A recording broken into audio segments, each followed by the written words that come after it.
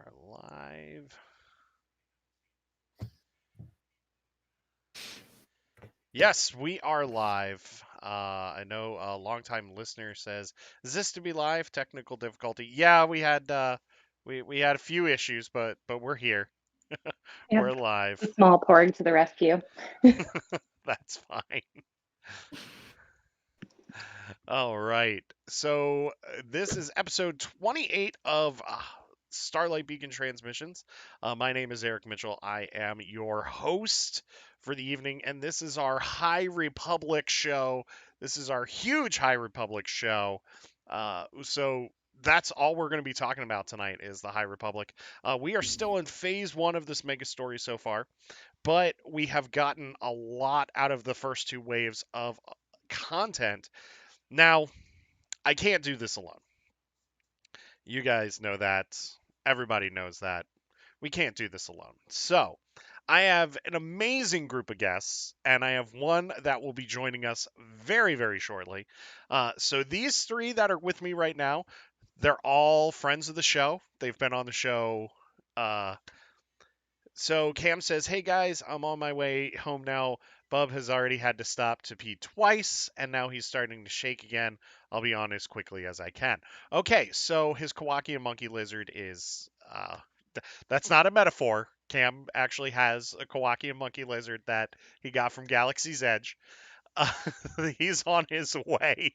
So when he gets here, he'll jump right in. But I can't do this alone, so I've got a great group of guests with me. One has a shoulder porg, one has a library that would make all of us jealous, and one's a Vernestra Rowe cosplayer. So let's just get our introductions out here. So, making their returns, once again, I am so happy to have this person with me. She is a writer for you, Teeny. She puts my Star Wars book knowledge to shame. Her name is Meg Dow. Meg, how are you? Hello, hello, hello. I am so good. I have been looking forward to this for a while, and I'm so glad that we're all here, to talk about this and to support each other and to remind ourselves that it's okay. It's okay to cry because Yes. that's all the High Republic is ever going to make us do from this point forward, I suppose. Yes, I will. Yeah. I'll say the quote here in a little bit that we got on this week's High Republic show. Joining me from across the pond, she is High Republic superfan, Star Wars superfan, and Vernestra Rowe cosplayer. It's Lil. How are you? Hi, I'm great. I'm good, thanks. I know it's late there, so we'll try to keep this to about 2 hours, maybe a little less if we can. But I just want to thank you Oh, for being here and for hanging out with us. And then joining me, she's a High Republic fan. She is a Star Wars fan. She is a Jedi archivist, I guess you could say, Somewhere in there. somewhere in An there. archivist who's currently distracted by two tiny younglings. Oh yes, younglings. Younglings I, I do can't. tend to You're not happen. there because you're very loud. Okay. Younglings do tend to happen. And They do. Sorry. recent traveler to Batu. I don't know if anyone saw the fingertips just now. Yes, we did. We did. She is a recent traveler to Batu. She adopted a porg there. It's Lavender, the Starlight librarian. I guess I could call you that now. Yeah, yeah, that Yeah. works. All right. I think that's what I'm gonna go with for branding. It's shorter than like the lavender, the librarian, Starlight librarian. Yeah. And have a little porg and a big porg that is MIA somewhere. Yeah. Probably making a nest somewhere, like they Probably. tend to do, especially if you've been on Millennium Falcon Smuggler's Run. Those nests are everywhere. They're everywhere. Oh, Yes. wait. Oh, It's been oh, discovered. Ah, yes. there There it she is. is. Oh my goodness. Mama and baby. Mama and baby. Oh, That's right. It does make noise. what? Yeah, and it flaps. Oh, This I one, don't this one want. makes the noises too, but it does not flap. So That's I'll just that's sit the here with my. newer shoulder porg, right? Yeah, it is. I went there a few months ago and they had them. They were like $10 for like Yeah. one day only. I was like, yes, please. And then the mama makes noise too. Yeah. Just keep her away from any loath cats. No, no. Oh no. My cat is not, she's not amused by the noise making and the wing flapping. No, my wife has one of the porgs that just makes the noise that they did the plush for, Mhm. and she'll put it in front of the cat, and the cat will just kind of like go, and then like just walk away. Just she's not amused. To everybody joining us in chat, welcome to the show. We are a few minutes late. I apologize for that. We had some technical difficulties, and we were just getting everybody together, and it's been a long day. So we've got longtime listener. Yes, we are here. Aria Cosplays is here. She is another High Republic cosplayer. She does Avar Chris, which her Avar cosplay is fantastic. Blue Milk Mama just came into the chat. Uh, hello. Yeah, we might actually have a really I love the wing flap to say hello to everybody. That's awesome. So we're just waiting on one more person. That's Cam Ray from Cam Ray Semi Productions. He is on his way. Bub is with him, Supreme Chancellor Bub of the Galactic Republic, according to what he says. So we've got them on their way, so they'll be joining us here shortly. Um, Oh, of course, Aria. You're a huge member of this community and just an awesome person. Blue Milk Mama says I need a porg or a bantha. Why not both? You know what? Why not Yeah. both? That's all I'm gonna say. Just why not both? So we have that going on here. So just want to get a couple of announcements out of the way. Next week is our RPG show. It premieres on the 26th at 8 p.m. Eastern. It's myself and 6 other players, which I might announce the final player at the end of the show, or I might just wait until next week. I don't know yet. But a lot of them have been on the show. It's John and Joey from OTN, Greg the remix or from the Lunchbox Productions. He was on our show last week. We have Katrina Dennis and we have Ellie Azuki. They were on our Visions show. So, Radio Rebellion's here too. Wow, we are getting like the chat lighting up tonight. That's awesome. All to talk about the High Republic. So yes, next week is our RPG show. I'm still debating on doing a Saturday show to cover Visions. I might just wait until the following week because I've got to prep for the RPG show, but we'll see how it goes.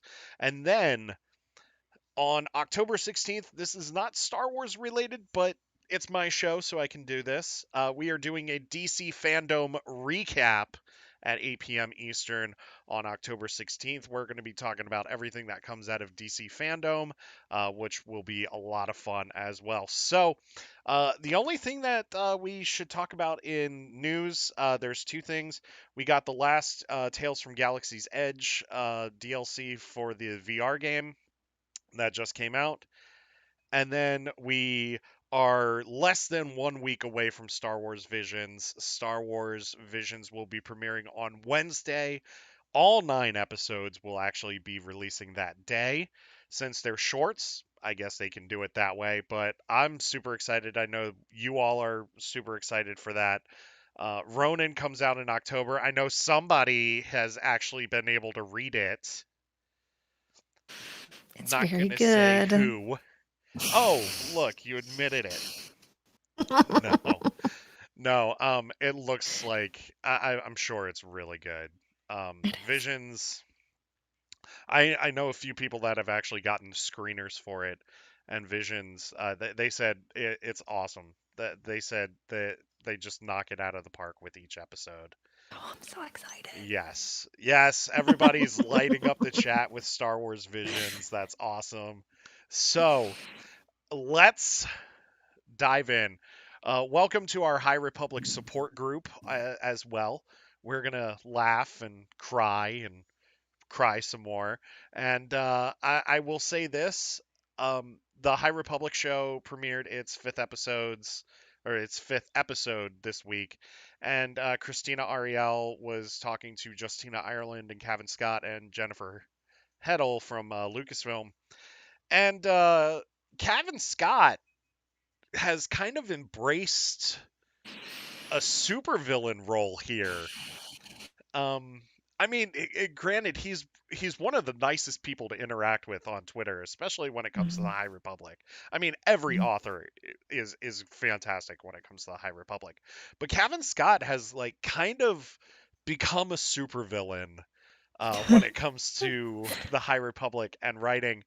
And Cavan Scott this week said, I don't just go around killing your favorite characters. I'll kill your second favorite characters too. So that means nobody's safe. And I think the only person that hasn't hurt us so far is Daniel Jose Alder. Oh no. I think he's the one that Oh hasn't hurt no. us so far because It's I gotta. coming. Did Yeah. you Oh see yeah. the cover for High Republic Adventures 10? Yes. Oh, that cover is beautiful. Hmm. The one with each one of them on the different levels of Starlight with Ram No, Jamaram. that's 11. Oh, that's 11. Oh, okay, what's 10? I'm sorry. It's the one with Quat and he's holding his skull Oh no. thing. Oh no. Oh. I was just wondering too, where is Quart on cover But the 11? thing is, on the cover for 11, you can Daniel see Jose him, but Older. he's not wearing his mask. So I want to Oh, know what's going on. Um. so maybe Me his too. helmet breaks. So Maybe he got the Kylo Ren moment. so Arya has said Kevin knows what he did, and Mhm. R.I.P. Avar and Elzar. And then Oh. Blue Milk Mama said Avar and Elzar will be fine. The first step is denial. That's Yeah, all are we I'm sure gonna about that? say. That's all I'm gonna say Yeah, here. where is Ava on all that Fallen Star promotional material? Oh, Oh So no.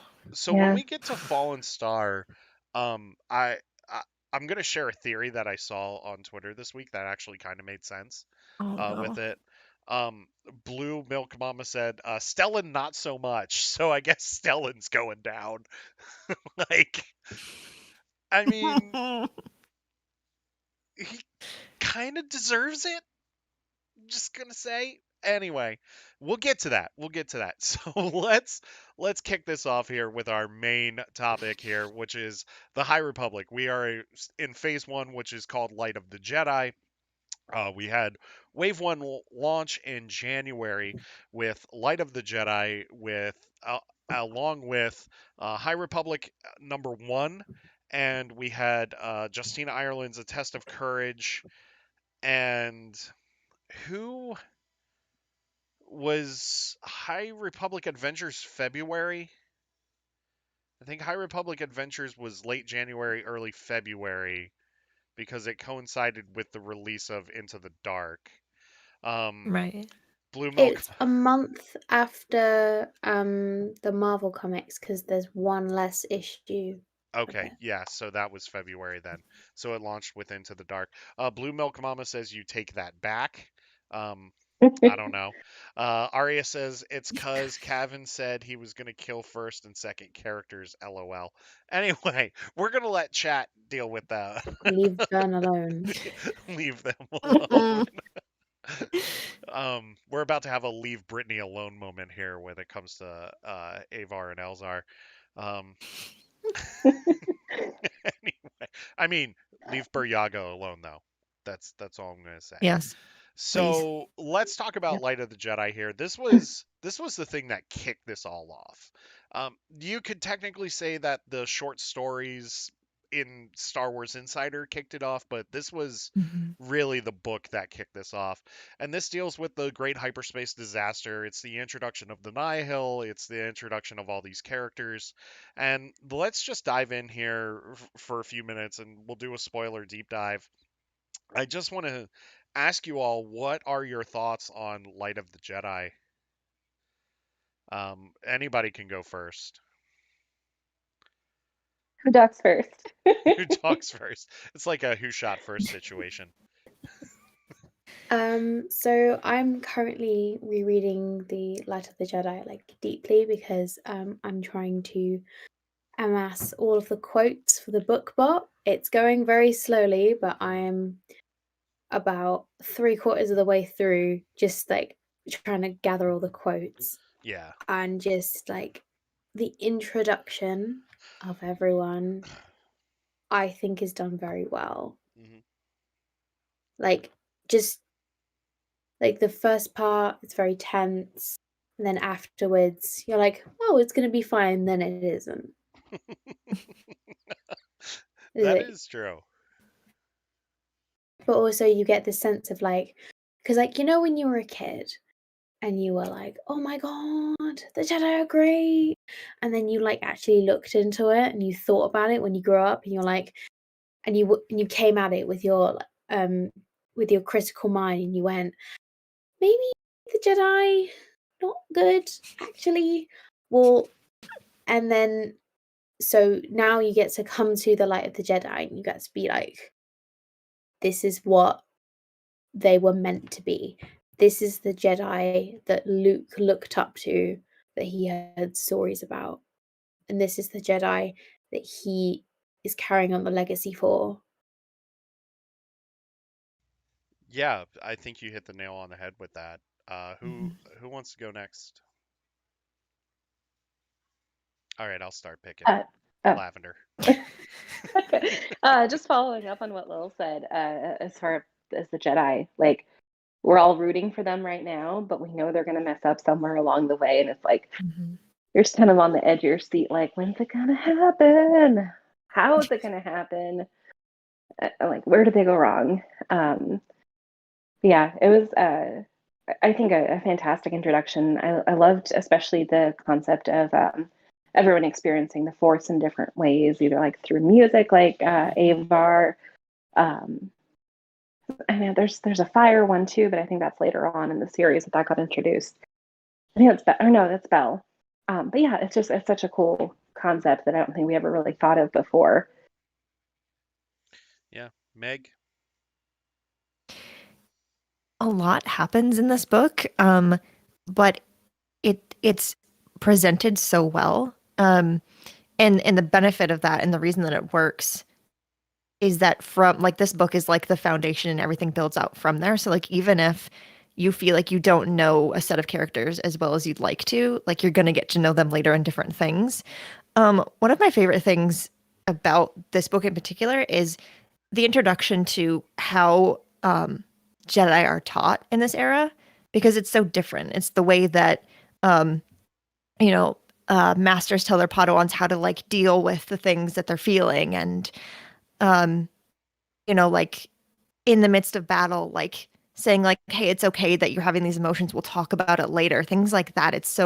It creates such a huge contrast between the Jedi that we knew from the prequels and these Jedi that we're getting to know now. And it's done brilliantly. And I have not had the chance to reread this whole book again. So it's been a while since I read it, but it hits you so hard and all the emotions they're there from the beginning and they just get more intense as it goes on, but this is a really really good starting point. Yeah, I think I agree with everything everybody has said. I will also say, well, welcome, Albert. Thank you for being here. I will also say the Jedi get like this Avengers type moment in the beginning of this book as well when dealing with the Mhm. hyperspace disaster. And it's kind of cool to see them like kind of just band together and everybody gets a moment to shine, especially Avar with tapping into the Force the way that she does. And Mhm. well, she gets the whole Jedi Order to tap into the Force to stop the destruction of the star in the Hetzel system. But with all of that, um, it was it's such a wild start to this book, and like the book feels like a roller coaster because there's moments where it slows down a little bit, but then it just Mhm. picks right back up. And for the Santeca family to be as prominent as they are in this book, I was kind of thinking, well, they're just going to be a sequel era thing.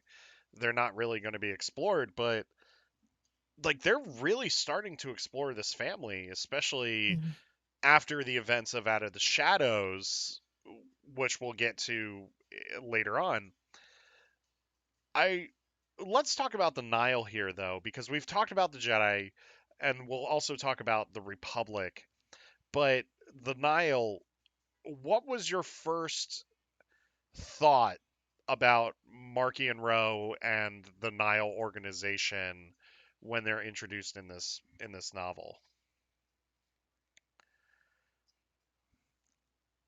Anybody?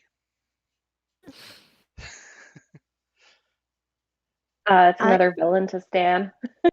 Another villain to stand. oh no. JK. I mean, after the cover reveal on this week's High Republic show, I mean, I think we're Ooh. all standing Marky and Rowe right now. Yeah.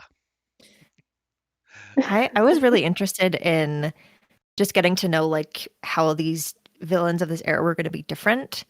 Because I didn't want like a copy of like everything that we've gotten before, and like I knew that they could do it, and I knew that they would, nail it, which they did. And I just it started off bad, and it got worse, and you know what, I'm happy about it. It's fine. Yeah, I think with each new release too, I've been more and more interested in the Nihil and their Mm. like their structure and just like watching the little like soap operas play out between the Tempest runners. So much And it's drama. like, who's gonna backstab who this time? Well, it's like It's really fun. we thought we were done with this with the Skywalkers. The Skywalker saga is over. There's no more family drama, and now we have the Nile. Or it's just like they just can't figure it out. We have I feel like adopted it's family watching Plot drama. twist. Shmi Space is Sons of actually Anarchy. Yeah. It actually, I think you hit the nail on the head there. It is Space Sons of Anarchy. It it, Oh my it god. really is. Um, and the Jax character is actually Lorna D. Uh, uh, Surprisingly so. yeah. Lil, you were gonna say something? Go ahead. plot twist. Shmi is actually a row. Oh no. Oh no. I'm wondering where the tie-in is going to be. Don't do that to me. It's got to be here somewhere. I was not Shmi ready for that. Shmi Skywalker. All right, I'll ask Cam how he feels about that when he gets on the show. Shmi. Um, but let's talk about Marky and Rowe here. We've seen the concept art. We've actually seen his face now. He's Is he like a mutated Chiss or is because I have a feeling he's from the Chiss ascendancy. Oh yeah, this is like the perfect time for me. Can we go into Out of the Shadows spoilers yet? We will in just a few minutes. I want to get done wave one Okay. first. Okay. But I would love to hear what you have to say about that. And we'll Mhm. get there. Um but I just want to hear, do you think he's a Chiss? Yes. Okay. Yeah, Yeah. or in some way related. Yeah, because honestly, I don't think the red eyes are. I mean, it's a prominent thing, but I don't think everybody has the red eyes of the Chiss. Yeah, we well, I haven't read all of the Thrawn books. I'm like almost through the first one right now. Um, but I was going to say in new canon, I don't know that we've like seen enough Chiss to make that, you know, No, we're getting across the it. board statement. Yeah, we're starting to see it in Zahn's new trilogy. Okay. With the Thrawn stuff, with the Thrawn prequel stuff, but we never really got it in the new Zahn like original Thrawn trilogy that takes place during Rebels. So we get Marky and Roe, who's the eye of the Nile. We have the Tempest Runners, which are his three lieutenants, and each Tempest Runner controls a Tempest, which is comprised of storms, strikes, and clouds, which are all different levels. It's still we're still trying to wrap our minds around the structure of the Nile because there's just so much going on, especially with Mhm. it's starting, let's say, to implode because of all the infighting. Yeah. But we, Lil and I were discussing this earlier this week. We're like, how is it not a pyramid scheme? Oh yeah, no. it is. Oh, It really is. I can't. I can't. LuLaRoe, Markion Row. Oh no. Oh, well, yeah. Marky and Rose like, all right, I want you guys to get two of your friends. They're gonna get three of their friends. We're gonna get Oh four of their my friends. It'll be great. It'll be great. It's Everybody will the be top of a fine. pyramid scheme. Yeah, yeah, And the stripes are down there like, when do we get paid? yeah. Exactly. No, because they explained it in Tempest Runner. They It's like, do. yeah, so a third goes to the storm, a third goes to your Tempest, and then you get a third. And how many thirds is the eye getting? The eye gets whatever's left over. So everybody else gets a third, but Yeah. Marky and Rose like, no, it's mine. Yeah. It's mine because he provides the paths. So Oh. let's get into the paths then, since we're already talking about that. So the Nile use hyperspace as a weapon, but they are frequent travelers in hyperspace. And that's because of Mari Santeca, who was a hyperspace prospector that joined the Nile with Asgar Row, and she plots new paths for the Nile. I mean, are we know okay, let's just talk out of the shadows just real quick. We know the Nile are trying to use it as a weapon. We know the Nile are trying to use hyperspace as a weapon. So, knowing that, and knowing what happens to Mari Santeca, where do we go when it comes to hyperspace with the Nile? Well, we know that Vern now has the path that she was given, right? Yeah. Mhm. So my thought is that because she's exhibiting very similar traits, she may be a Skywalker She is. from the Ascendancy series. Mhm. And it is my thought that Vanestra will be sent to the Chiss Ascendancy. She's doing it before it was cool. Um, Yeah, Interesting. that is interesting. Um, so in light of the Jedi, we get the yeah. yeah. Um, Go ahead. um, so my thought was, do the Ascendancy have the Skywalkers yet? And could she be responsible for, like, even accidentally bringing that kind of thing to the Chiss? That Yeah, would be a really interesting connection. yeah, that would It would be. be. And that's something that we can explore here in a little bit when we get to our predictions uh, for phase two. Well, for wave three and then into phase two. So we get the great hyperspace disaster here. The Jedi spring into action. They get this Avengers type moment. We're introduced to Jedi technology with the vectors, with the long beams, with all of that. And it's also our first introduction to Buryaga, who, as much as he has a small role, he really has a pivotal role in this book because Mhm. he comforts somebody that ends up seeing that the Nile were actually involved in the hyperspace disaster, and that's what turns the Jedi into the Nile's direction. So I don't know where I'm trying to go with this because it's been forever since I've read this book as well. But we get the Jedi, they use the Force to to stop this disaster, but some disasters still happen. Some planets still get wiped out, as we find out later on in the book. But when we see the Jedi spring in action here, and we see their investigation, is this investigation just too slow for this book? Because I mean, the book takes off at a fast pace, and then we get the slowdown, Mhm. and then we get a little bit fast again, and then we get another slowdown before a climactic ending here. How do you all feel about the Jedi investigation into the Nile in Light of the Jedi? There he is. I was just going to chime in and say, I feel like the Jedi investigation was just a way to show us some more Elzar and Avar.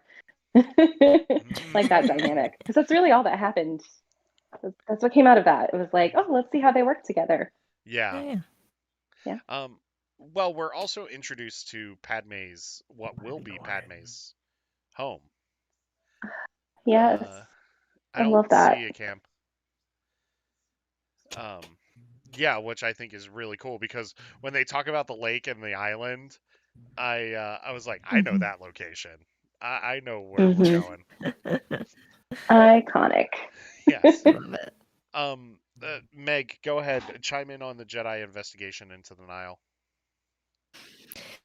I think the book would have felt too overwhelming without it. I think we needed, like, after the fast paced beginning and like the fast paced parts and at the other parts of the book, you need something to kind of like focus on and it not be just like a marathon the whole time because like page turners are great, Yeah. love them, but like sometimes you need to breathe a little bit and like breathe in the sense that like you can still keep reading but not feel like you're sprinting the whole time because that's a little Yeah. much. And he's here. Welcome, Cam Ray Hey, Productions. Sorry, I didn't mean to hey, cut you thank off, you Meg. so much. Oh yeah. Thank you for I'm joining sorry. us. No, you're fine. Yeah, sorry we were late. We had some issues in the car. Yeah. Yeah, we did. But yes, we did. You kept having to stop and everything. I can't help. I have a small bladder. Stop it. Okay, we're in the middle of a discussion, so you're gonna have to be quiet, okay? Or you're gonna go to bed. Why There's did I come home? Okay. All right, you just stay there. All right. I'm sorry, guys. Okay. It's okay. Lavender, does your pork want to say hi to Bub real quick? What is that? Ew. Bub, be nice. It's a It's a boy. friend, not food. He's a friend. That's the important part. Okay. All right. I'm sorry. No, it's fine. So we are talking. Okay. So we're talking Light of the Jedi, and we're talking about the Jedi investigation into the Nile after the reveal from Buryaga when he's comforting the child in Light of the Jedi. And we were just asking. I was asking how we felt about the Jedi investigation into the Nile and how it fits into what we see in this book because Light of the Jedi is a pretty fast-paced book, and this is one of the slowdown areas. So I just wanted to get your thoughts on the Jedi investigation, and I think Lavender, you were about to say something too. And if I cut you off, Meg, I'm sorry. Oh no, you're good. That was it. Well, I was just I totally agree with that, Meg, that it really did help the pacing because it was a lot. It's Yeah, a Oh lot to yeah. keep up with. yeah, Yeah, it was also nice to see how the Jedi operated, like independently, not in a crisis. yeah. So, like, when we were with Lena and the senators, that was still a crisis. It was seeing how the Senate operated Hmm. and like how they were like, okay, let's solve this problem. But like this was instead this was just the Jedi, not in a crisis, Hmm. not in a combat situation, just solving problems and doing what they do best. Yeah. Cam, how did you feel about the investigation? I'm trying to wrap my head around get back to Light of the Jedi. Yeah. It's been like feels like a year since I've read it. But uh, I'm trying to even remember exactly what happened at that point. Uh, but as far as my general just idea of the Jedi. I was listening on the way home, and so just quick, I love the Jedi in High Republic, and I just like the way they, as of now, they're I feel like they are what Jedi are supposed to be, or what kind of Mhm. as a kid you think of as a Jedi. You're like, this is what a Jedi is supposed to be. But I love their camaraderie and how they allow each other to have their unique gifts and talents and Mhm. kind of explore those and not just fit whatever their master says, or Yeah, what talent their master has. So I know that doesn't answer your question. I'm just that's fine. sorry. I've still got gig brain. I'm trying to kind of switch gears here. So No, you're fine. No, I think that we're all in agreement that this is the best representation of the Jedi that we've ever had in Star Mhm. Wars. Um, I mean, Luke Skywalker is one of the better representations, but you're right. Everybody that was talking about how Luke, these are the Jedi that Luke modeled his order after. I also like to think that Qui-Gon Jinn would be one of these types of Jedi that just embraces the mistakes, learns from them, and moves on. But he's not afraid to admit that he has his faults and has his flaws, and that's what we're seeing with these Jedi. So we get them cooperating with the Santeca family, and they use the droids to track hyperspace emergencies, and they end up tracking the Nile, and we get this giant battle in this nebula, and this is where we get pretty much our first big Jedi death in the High Republic, and that's the death of Jorah Mali, um, which Skier witnesses when they're flying through space. And this is also the destruction of the first Tempest runner that we see here in the Nile as well. And going through this battle, going through everything that we see, it makes more sense to see Skier doing what he does in Tempest Runner because of what we see in this book. But Mhm. when we get Jorah's death, this is also a huge blow to what we'll see with Reith Silas later on in Into the Dark. And we start to see the Nile implode from this point. But this isn't the only thing that happens. We also see that the Nile are going after a family on Alfrona, where Loden Greatstorm and Bel Zettifar are stationed, and we get the capture of Loden Greatstorm by the Nile at the end. And this is going to lead us into the Rising Storm here very, very soon. But with everything going on, we see one chapter is the battle, another chapter is the Elfrona thing. The pacing here is really interesting because it feels like the end of the Phantom Menace, where we jump around a lot between the Gungan battle and then the battle in Theed, as well as the space battle. Um, do you think like Charles Soule was inspired by the final battles in the prequel trilogy, where we jump around an awful lot? More so than we did in the original trilogy. And anybody can go forward. It could be. I wouldn't be surprised. Yeah, We've gotten like some connections here and there between the High Republic and the prequel so far, and so like yeah, it wouldn't surprise me that he would do that like in a more subtle way. And I've really thought about that before, but I really kind of like it. yeah, yeah, same here. Yeah. Hadn't thought of that, but I liked how he wrote the book, and I liked how it went back and forth. I like that style of writing anyway, because you're in one spot, and then you're what's coming next, and then you switch gears, and then you kind Yeah. of it gives you a chance to kind of breathe and kind yeah, of process it.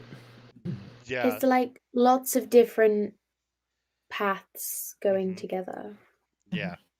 Um, but that's the way Charles Soule has done a lot of his Star Wars writing, because if you look at his Darth Vader comic run, he did that a lot. He did a lot of twists and turns and a lot of paths to eventually where they met in this point. And I think he's the perfect writer to kick this off with the High Republic. Now, I would just want to talk about the politics real quick and the introduction of Lena So and her two giant cats. that are just awesome. And we see Lena So play politics a little bit here, but we don't see it as much as we do in the Rising Storm, which I think the Rising Storm is really the start of the turning point for the Republic and the Jedi when it comes to the start of the downfall of the Republic. I think we see that more in the Rising Storm. Lena So is just trying to. Lena So kind of reminds me of the president of the Federation in Star Trek, just trying to hold everything together and just trying to show everybody that this too could be a utopia. Yeah, it has its issues, but we can, if we work together, if we come together, we can build something great here. And do you think Lena is naive in this thought, or is she just that driven that that's the vision that she believes in? I think she's driven, but she's limited by resources. Mhm. So like in the Federation, the example that you gave, Mhm. we have lots of resources which allows for the elimination of currency. Yeah. So because of the technology that they have and the resources that they have, they're able to do that and like achieve equality or something close to it.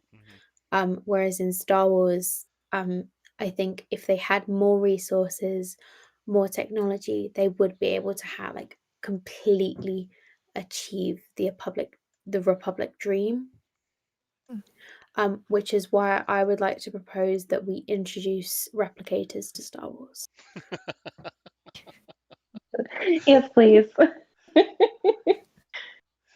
Yeah, I like that. Anybody else who wants to go next? She really strikes me as a leader who genuinely wants to do the right thing and wants to do what's best for everyone and just like she knows that there are going to be obstacles, but she really does, I think, at least as far as we know, believe that it's possible, which is really refreshing, especially in Star Wars, like to have, a Republic leader who actually like wants things to be as good as they can be. And she makes mistakes along the way, but like the fact that she knows that and is willing to acknowledge that it's good, it's nice. Yeah, I like it. I saw after Light of the Jedi some um, theories that she was not good or she was bad or she was putting on a show, and I didn't feel that way, and I really didn't want that to be the case. I don't feel it is now, so I was kind of glad because I like that she's just really like wanting to do what's right for the Republic, and I don't know. Hopefully, that won't change. I don't think it will, but I do like what she brings right now. Yeah.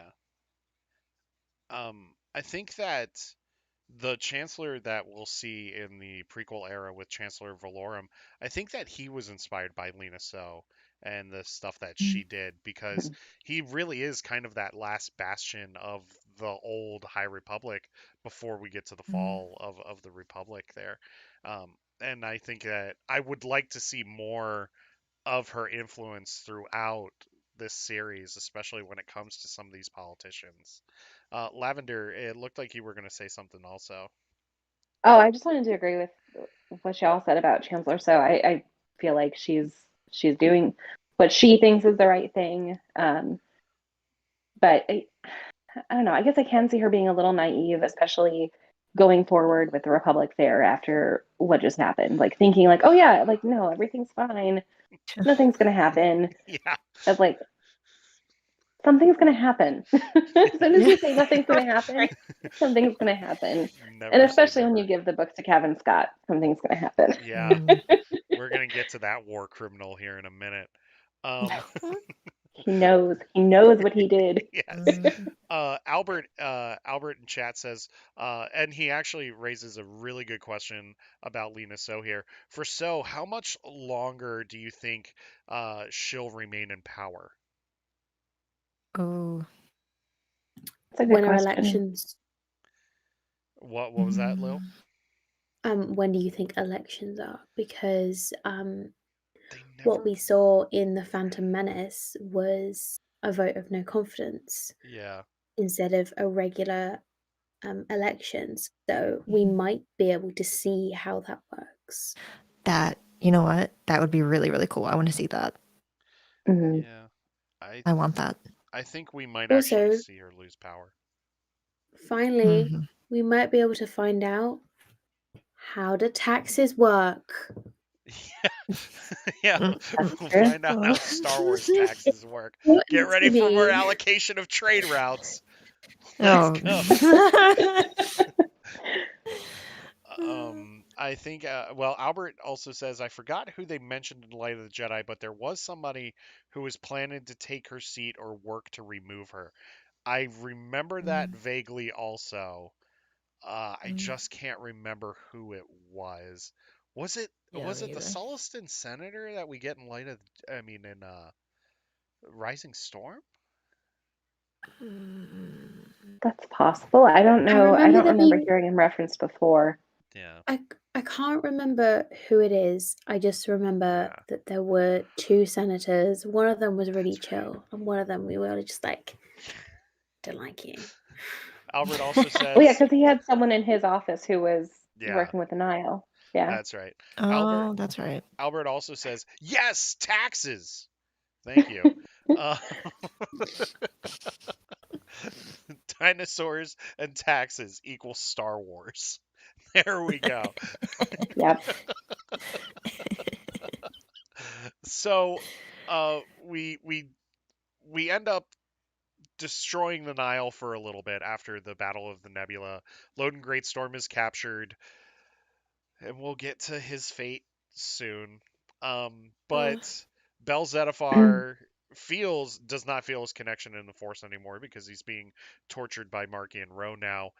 But we kind of end this on a light note, but also a serious note. We get the dedication of Starlight Beacon, which is a great. I love that scene completely, especially between Light of the Jedi um and the High Republic comic series. Just seeing that dedication is really amazing, and to see everybody there is fantastic. But we get the start of what are we calling it? Elvar now? What's the ship called? Elvar?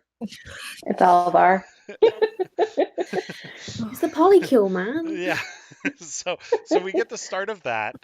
There is tension there, and Avar does say, "Well, we aren't Padawans anymore." So I have a feeling that they have a romantic history while they were Padawans. It wouldn't surprise me, and it doesn't bother me at all that Did like you they're exploring this. But go ahead. the Rising Storm? Oh We yeah, read we'll that get there. one sentence, Confirmed. right? Yeah. Um, so, but during the dedication ceremony, apparently I can't speak tonight. Elzar has a vision of what is to come, and it's a very startling vision that takes Elzar out of the events of what's going on around him. And that is he pretty much sees the destruction of the Jedi. He sees the destruction of Starlight. He sees the Drengir running all over the place and everything. And so Arya says, I was in the other room and came running when I heard Elvar. No joke. LOL. Of course you did, Blue Milk Mama says. Um, It was a dangerous moment to drink. yes. But he receives also the vision of Kiev, which I think is one of the covers for High Republic number 3. And we do get a little more of his vision, of him interpreting his vision in the Rising Storm. But when we see this vision happen, at first I was like, well, it's probably just the alcohol talking because, they're drinking at the dedication ceremony. They're partying it up. They've had a stressful few months because I want to say like this covers the span of a few months. I really feel like this book covers the span of a few months. But when we get to this vision, what goes through your head when Elzar, I'm going to keep saying Elvar now, when Elzar gets this vision?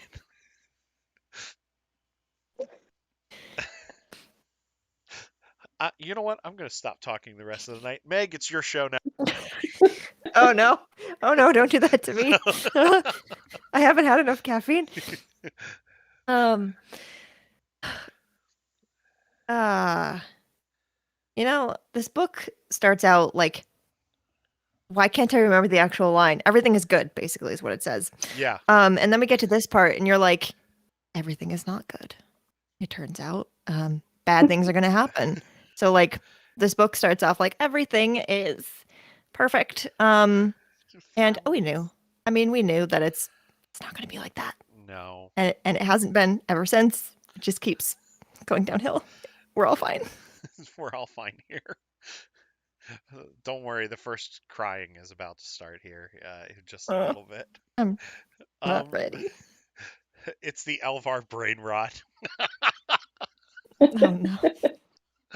Anyway, Cam, do you remember the vision that he had? Now that we're talking about it, I don't remember it specifically, but I remember the feeling. I mean, at that point, you already know that it's things are going downhill. yeah, But yeah, I kind of got the feeling that it was true, or at least it was an exaggeration of the truth. But it was kind of like that's his gifting, and so I think we need to listen to him when he has a dream or a vision or whatever. And so because it kind of happens. So yeah. and, Big Uh, Anakin moment. oh yes, Lil, that is true. right, yeah. Yeah. Yeah. Oh, and also, yeah, I think Shmi is dead, and she's happy. She's not taking over some other body, or what I forget what was mentioned earlier about her. So No, my Shmi it's a was crack Mark theory. It Monroe. was no that she was just remember descended from Shmi for him. the woman she was, and the Oh my God, remember Shmi? I love that. sorry, No, no, I love that song so much. it's terrible. It's a crack theory. No, but I actually like that theory. No, Because yeah, why not? Why not? It's Star Wars. Wilder things have happened, right? yeah. Give it to Kevin, and it probably True. will happen. So Oh, yeah. we're good. Kevin will have Shmi be like his first cousin twice Yeah, removed on his mom's right. side, Ah. probably. We're giving you Shmi to bring back, Kevin. Do with it, give it the Scott treatment. She's 200 Oh years no. old at this point. Do not give that man more power than he already has. I mean, well, he has embraced the supervillain thing, so I think I'm He's owning it. afraid. yes. So I think that we should move on to A Test of Courage, which is Justina Ireland's middle grade novel here. And this is the introduction to Emery and Vernestra Rowe. We also get Senator Staros's daughter here. We get J6. And this one, it's a pretty quick read. It's 284 pages, but once you get going through it, it flies by pretty fast. We are also introduced to Emery's old master, Douglas Sunvale, and we see Vernestra right after she has passed her Jedi trials. So she is a full-fledged knight here. No, Apparently, I she can't. passed them at 15. That's This was right. like a That's year right. after. A year. I'm sorry. Mm. All of It's these books okay. run together. It feels It's like late. it is late. Um, but we see that, and what happens is they're on the ship and they're heading to the dedication of Starlight Beacon. There are multiple Republic dignitaries on board, as well as ambassadors from the Dallin sector that are looking to join the Republic. And the ship is sabotaged by the Nile. Who'd have thunk that they would be the ones that do it? And we get Vernestra, Imri, the Honest is his name. I think that was the Dallin Honesty. Honesty. Yeah. Hmm. So we get Honesty, and then we get Avon Staros, all taking a shuttle, landing on this jungle planet, and having to survive until they get picked up by the Republic. And you know what? I'm just going to open this up, and whoever wants to talk about this book, go right ahead because this is, I think, the one that, as much as I enjoyed it, I think this is the one that I remember the least, and I apologize. I think it's great. I think it's like the perfect way to introduce these characters because um it's quick and you get like so much Yeah. of their backstory and their like where they're at like emotionally, and that's so important later. Um, but it's good that you're spending like a smaller amount of time with them again as that foundation, similar to Light of the Jedi, Yeah. and then it just keeps building after that. I really like that it ends up that way because it's kind of like I like to call these books like this one and Race to Crash Point Tower palette cleansers because Yes. like they happen between like the adult book and the young adult book, and it's kind of like a way to like stay in the High Republic and get to know more people, but like not be hurt so much, so deeply for Yes. a little while. Is Well, Cavan getting a middle grade at some oh point, gosh, or no, I hope is not. I that? don't. Please He's no. written he's written like the Wild Space books No, and all I the agree with you, Yeah. Meg. Totally. Like that's what I was kind of thinking. It's like like Light of I'd love Jedi. to say his work, like that's like outside of Star Wars, and it's mainly horror. So Mhm. Oh I no. don't know. We could get a middle grade book, but it would probably Yeah. end up being like a thriller, like someone's on the station Yeah. or something. Ooh. oh yeah, Well, he's pretty cool. done the all ages stuff like the Tales from Vader's Castle and stuff like that, Oh like yeah. the Halloween stuff Hmm. for IDW. So you Hmm. know he can do young reader scary stuff, but I'm afraid Right. that if he gets a young reader novel, it's just going to be a straight up bloodbath. Mm. I'm afraid that that's what it's going to be.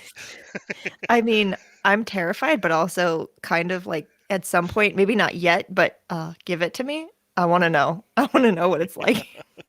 Um, uh, somebody, Cam, I just wanted you to finish your thought real quick. Also, what you were talking about. Oh, I was just saying, I totally agree with Meg on that. A palate cleanser is a perfect way to put it because it I feel like it's been so long since I read these because the day they came out, I started them, and so, Yeah. but I remember it being a fast read, but I wanted more, which was Mhm. good, but it just, I really I felt like, not that I didn't grow to like the characters or know them in Light of the Jedi, but I felt like you really got to know characters really well in such a short read. Yeah. I don't know. I guess it was just Mhm. says something to how Justina wrote it or whatever. But Mhm. I loved it. It was kind of like single little adventure. You didn't have a million things going on. You had the one adventure, but you really got to know them in it. And and I mean, I don't read a ton of middle grade books, but I thought it was I thought it was great. I Yeah. enjoyed it. I went into it thinking, I'll kind of read it, but I'll probably won't really. It'll be a little bit, a little immature or whatever. But I thought it was great. It had a lot of Yeah. content and depth to it. So Yeah. Um, Lavender, go ahead. Tell me your thoughts. Yeah, I've got a little to add to that. I think so. The last time I was on a couple of weeks ago, we were talking about the fact that the middle grades are like way more character driven, and that just kind of is how the writing kind of skews for younger readers because they do better with characters rather than like big plot points. Hmm. So if you give them a story that's like, the characters are the ones like moving the story along versus like experiencing it and just kind of like going with the flow, it's Yeah. it's better for little people. And I will say, as an adult, yes, I totally found this a palate cleanser. Hmm. But I've read both of the books over again with my kids. Like we did like family read aloud. Um, and then I'm thinking as I'm reading it out loud and I'm talking about Master Douglas like dying in like the second chapter, I think, or third chapter. And I'm like, oh God, this is really dark. Why did I pick this to read for bedtime? Oh no. Oh So no. like it's like they get their own little mini terrifying things. It's not as bad as what happens to like Loden, but it's still my kids were like, Mom, this is kind of scary. Oh. And they're Albert, not even that little. yeah, yeah. Albert actually brings up a really good question here in chat, and I want to actually ask this question to the group. How much should the Jedi allow in the way of raw talent versus experience when assigning Padawans to masters? Should Vernestra have taken on Imri given how young she is? Hot take, but Go. no, I do not think she should have. Just like I think it will be an excellent learning experience for her and like for the both of them and learning and stuff. But I think in the end it would have been better if he'd ended up with someone with more experience. Mhm. Like just to finish his training. Because she's been thrown in the deep end, but yeah. And on the topic of just like a test of courage in general, it's nice to like expand on the way that the Jedi work as well and just see how they work when they're detached from the Jedi. Yeah. Um, Yeah, look what And go ahead. yeah. I was And just just gonna like say. Sorry. it's just like Imri's struggle with the dark side Yeah. being very different to Elzar's struggle with the dark side, Mhm. and how it's not treated as like this horrible thing that you can never come back from, Mhm. and Yeah. how it's treated like instead of you made a mistake, you'll be Yeah. fine, let's work on it. Yeah. Mhm. Cam, Go on. go ahead. Oh no, I was just gonna say it's like Anakin being thrown to Obi-Wan. I don't. I mean, I don't know. I don't think that was the best thing to happen for him either. So, I think it'll be fine. But it kind of she already still has her own anxieties and things that she hasn't had time to work through and grow, and so now she's having to do those while also trying to manage her Yeah. Padawan. But I also think I think it'll work out. I think she seems strong enough that she may not grow in the way she would have, but maybe she'll be stronger because Yeah. of it. So Yeah. Lavender, go ahead. So I'm gonna agree with Lil. I think that taking on Emery was probably a little too soon for her. Um, and I think we see that come out in Out of the Shadows, some of the stuff that they're both dealing with. Um, I mean, even just the fact that there's not that much of an age gap between them, Yeah. like she's not someone like older that he can like look to for that experience. Yeah. Yeah, so not Meg. the best situation. Yeah. Meg, go ahead. You're there you go. I I I don't know. I don't know what I was gonna say. All right. I I'll answer also. I think I'm 50-50 on this. I think that Imri learning from somebody as young as almost as young as he is might be good for him because she can relate a little bit more to what he's going through because she's that Mhm. young. However, at the Yeah. same time, I think I think it might have been a mistake too because they're both too Mhm. vulnerable in their emotions. Because if like Out of the Shadows is actually the perfect example of why they shouldn't be together because Vernestra holds a lot back from Emery in that novel. Yeah. Um, and I think she does it not to scare him, but at the same time, she needs to tell him what's going on in order to solidify their bond as master and Mhm. apprentice. Yeah. Um, so we see that they go on this adventure. They're eventually rescued. I believe it's Reeth and Comac that rescue them and take them to Starlight. No? It's Keeve and Scare. Oh, it's Kievan Skier. I'm sorry. Yeah. All of these last minute rescues in the High Republic just like keep showing up all the time. Um, and then they get to the dedication ceremony, and we see the dedication ceremony from their point of view. But Mhm. you're right, Meg. This is the perfect palate cleanser after Light of the Jedi because while Light of the Jedi, out of the two adult novels that we've had, is a lot more optimistic than what we got with the Rising Storm, this is still a very good palate cleanser with what's going on here. Now, Justina Ireland does make a crack at the Rising Storm in this book where she said, I want to make this disaster look like a day, or I want to make the legacy run look like a day at the fair. And Oh foreshadowing no. much? Oh no. Yep. So, how many of you are reading the comics? Okay. All right, cool. So three of you. I'm a little bit far behind here. So I just want to touch briefly on the Marvel comic and on the IDW comic, and then we'll get into the Dark, and then we'll go into Wave 2 here.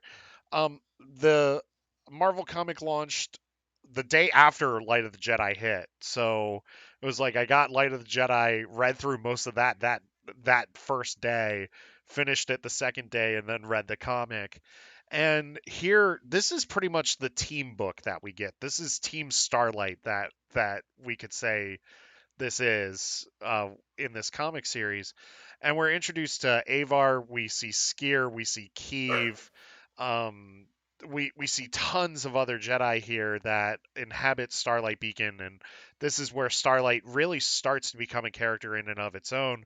We get Sarek and Tarek, which at first they kind of annoyed me because of just how goofy they were, but Yeah. as it's gone on, like they've really become these fantastic characters. And we also get an introduction to the Drengir here as well. So this is actually going to this comic series is starting to fill the year gap that we get between Light of the Jedi and the Rising Storm. And Arya says, Keeve, my love. Yes, Keeve is fantastic. We love Keeve. And let's jump into Keeve here because Keeve is pretty much all of us when it comes to uh interacting with the Jedi, because when she meets Avar in this book, she does not watch her mouth at all, which is fantastic because I mean she's just herself. And Avar just doesn't care. But Skiers just keeps saying, "Well, you need to respect her," and Keeve's like, "Well, I do. However, I can't help but pretty much fangirl out." Um, this is such a great human moment because we look at the Jedi as being stoic, and they goof around a little bit as we saw in Clone Wars, and I bet you Qui-Gon Jinn was pretty much a jokester when he was growing up in the Order. But this is the first real moment that we see from Keeve outside of getting annoyed by that creature in the beginning when they had to save that colony during her Jedi trials. Arya says Keeve is literally me because heck, I too would be starstruck around Avar. I think we all would. Yeah. The hero of Hetzel. And so let's talk about how we feel about these characters that we're introduced to in this series. And I Lavin. just have to say, as like a parent, like as a parent reading that, I was like, that is scare, like worried that Avar is going to judge how he's trained Kiev and like brought her up. Yeah. like scare, didn't you teach her manners? So I think that's why he's so much like ixnay on the ifcray. Um, Keeve is our but relatable queen. Go ahead. yeah, but I totally see that's why like Skier is being strict about her use of her language, and but I love too that Avar just doesn't care. She's like whatever, like that's who you are. Like she just seems very accepting of everyone, like Yeah. as they are. Yeah. Um let's go with Meg. Go ahead. I um from what I know about them, Oh, sorry. they're it's fine. They're I love. I'll go like broad here, but I'll come back. I, one something that the High Republic is doing so well and will continue to do so well is introduce so many different characters that are not like each other at all.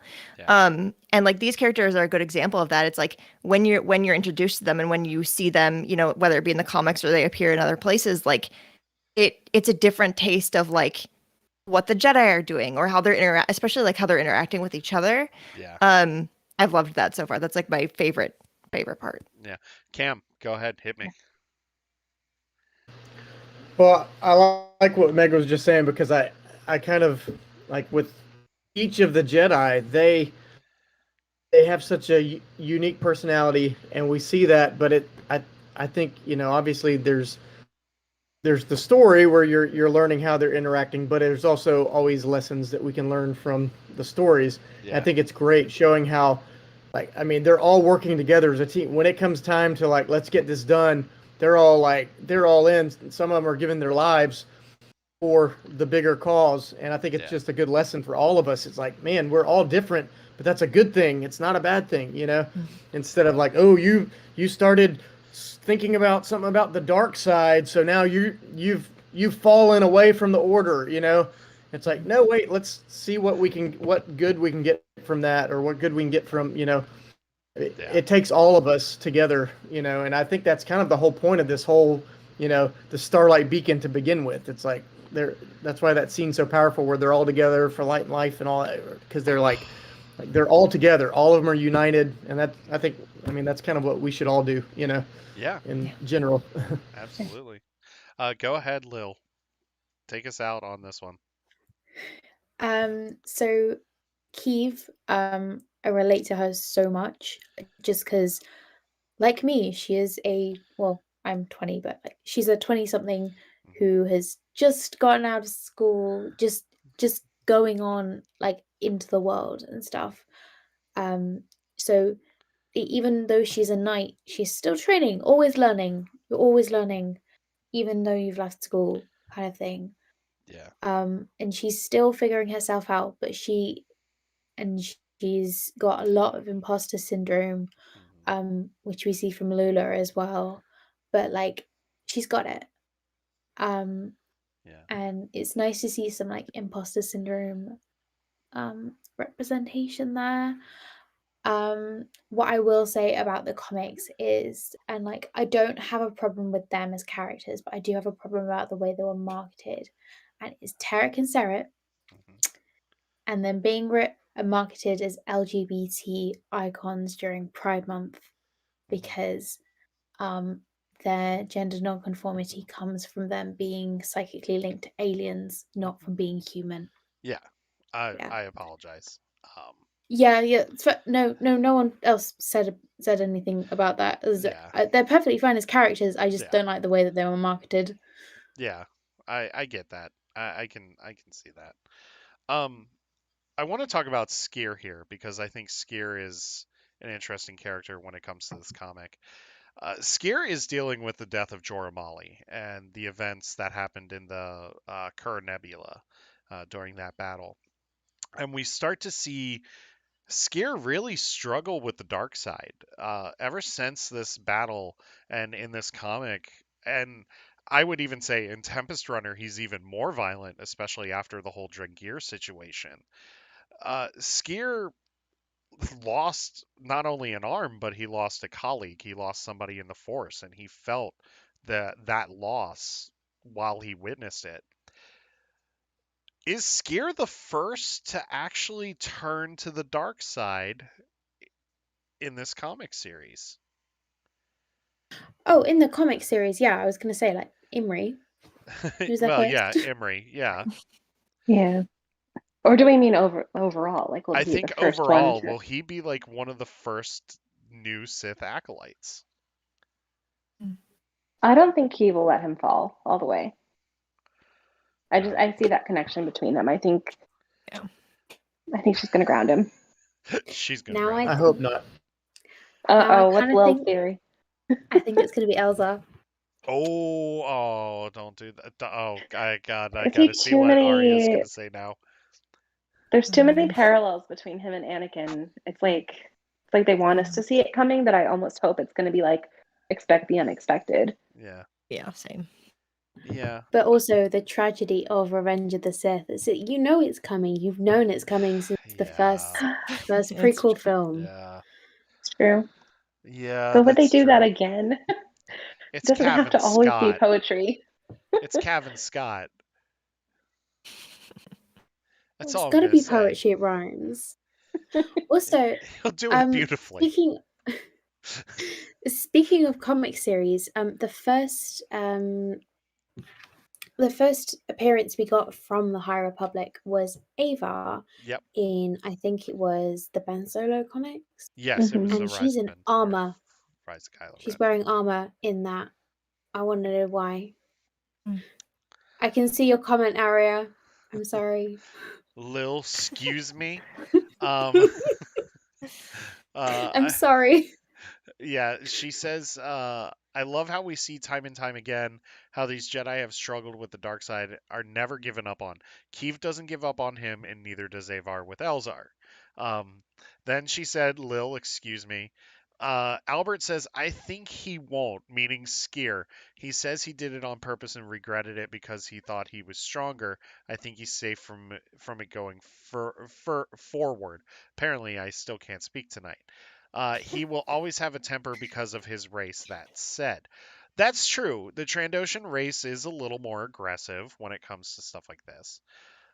Um, I I still have a feeling he could, but I think Keeve is too strong. Keeve is too strong-willed, and she'd smack him around a little bit. I think she's the only Jedi that could smack him around a little bit, and he would get in line. Absolutely. Yeah. Absolutely. Yeah. so But so also, like, if we're attributing like aggression towards races, it's a little bit of a racist trope. So, like, yeah. yeah. I mean, yeah. It's it's a fine line to walk when it comes to this stuff. That's gonna say. Um, so Arya says, I personally don't think Elzar will turn ... until Avar dies. Oh no. Um, then I think he would die. I think Elzar is going to be the last of the firebrands to die. I agree with that. I think Stellan's going first. And Blue Milk Mama, if I upset you, I apologize. So let's move on to the High I still think Republic. it would be the saddest if Stellan is the last one. Yes. Yeah, that's true. Oh. So let's move on to the High Republic adventures, and we get the crew of the Starhopper here.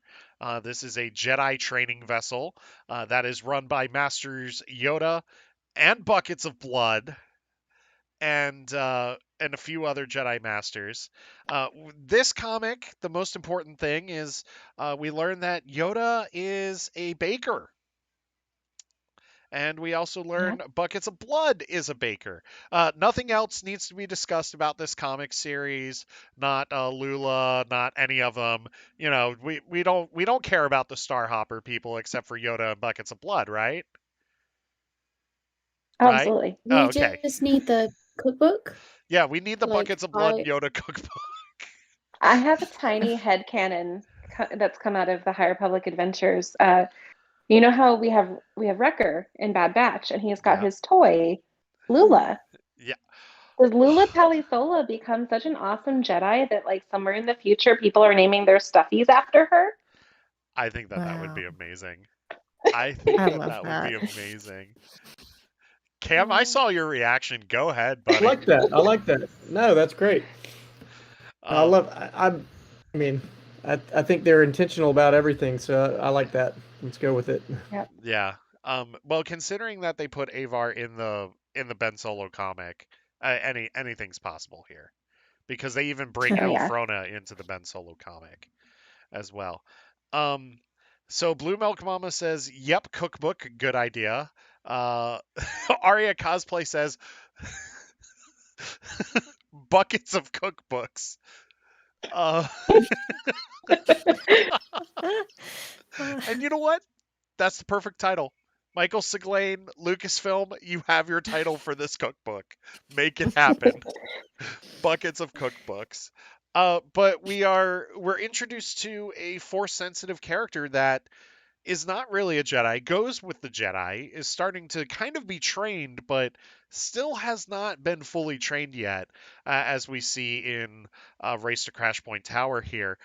Who are your favorite characters in the High Republic adventures? All of them. All of them? Quote.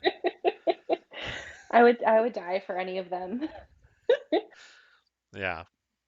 Also, Albert says we need a Porter Engel cookbook as well. We could Oh, call that definitely. recipes from Elfrona. And Blue Milk Mama says 9 egg stew on the cover. Hmm. I was sick this past week, and like all I wanted to eat was soup. I was like, "Where's Porter Engel and his cooking when you need him?" Exactly, exactly.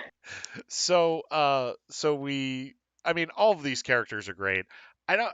This was also the series where we saw Marky and Rose face for the first time, Mhm. which everybody then started the handsome Squidward meme when it came to Marky and Oh my Ro. god. That was the comparison that we didn't really need, but it happened anyway. so Arya Arya is trying to barter with Lucasfilm in chat, saying, "Lucasfilm, I will allow you to take my cookbook name as a trade. Let Avar and Elzar retire on Varikino." So then I'll let you have it. Uh, I don't think there's much to go on in this comic. They're just kind of doing their own thing, doing their own adventures on the in the Outer Rim, on the Starhopper. Mhm. It's an all ages comic. This one's written by Daniel Jose Alder. Like I said, so far he hasn't hurt us yet, but I have a feeling that's coming soon. Mm. I will So say, I think the only big thing of consequence that's really come out of that is the well, Yoda's missing, yeah, and then we have Crix, uh, Crits, yeah. yeah, who is like kind of become apprentice to Markion Ro, and that's right. um, yeah, I'm definitely eager to see more of what goes on there. Like the other stuff is all kind of like fluff and filler and like fun stories, but Yeah. then you have like actual like what's going on in the Nihil. Um, let's move on here. We have Into the Dark. This is the last book in Wave 1. This is the first young adult novel in the series, written by Claudia Gray. It introduces Reith Silas, Orla Jareni, Comac Vitus, Des Rydan, Nan, and the crew of the vessel, as well as the Drengir. Uh, this one this one actually has to be my favorite book out of Wave 1. I think that this one was just really well written. Reith Silas has become one of my favorite characters, as well as Comac Vitus. And Orla Jareni. Orla Jareni is like this book felt like Alien, and Orla Jareni felt like Ripley in a way in this book. Eliazuki says Yoda is cool. What if he was red like Zeltron, like the Zeltron? I don't know. He's cool though. Um, so let's talk about. Yes, Blue Milk Mama says many great introductions into the dark. This one, Claudia Gray continues to knock it out of the park with whatever she does in Star Wars. Whether it be Lost Stars was her first foray, which was a wonderful book. Bloodline was fantastic. That bridged the gap between The Force Awakens and The Last Jedi, kind of set things up there.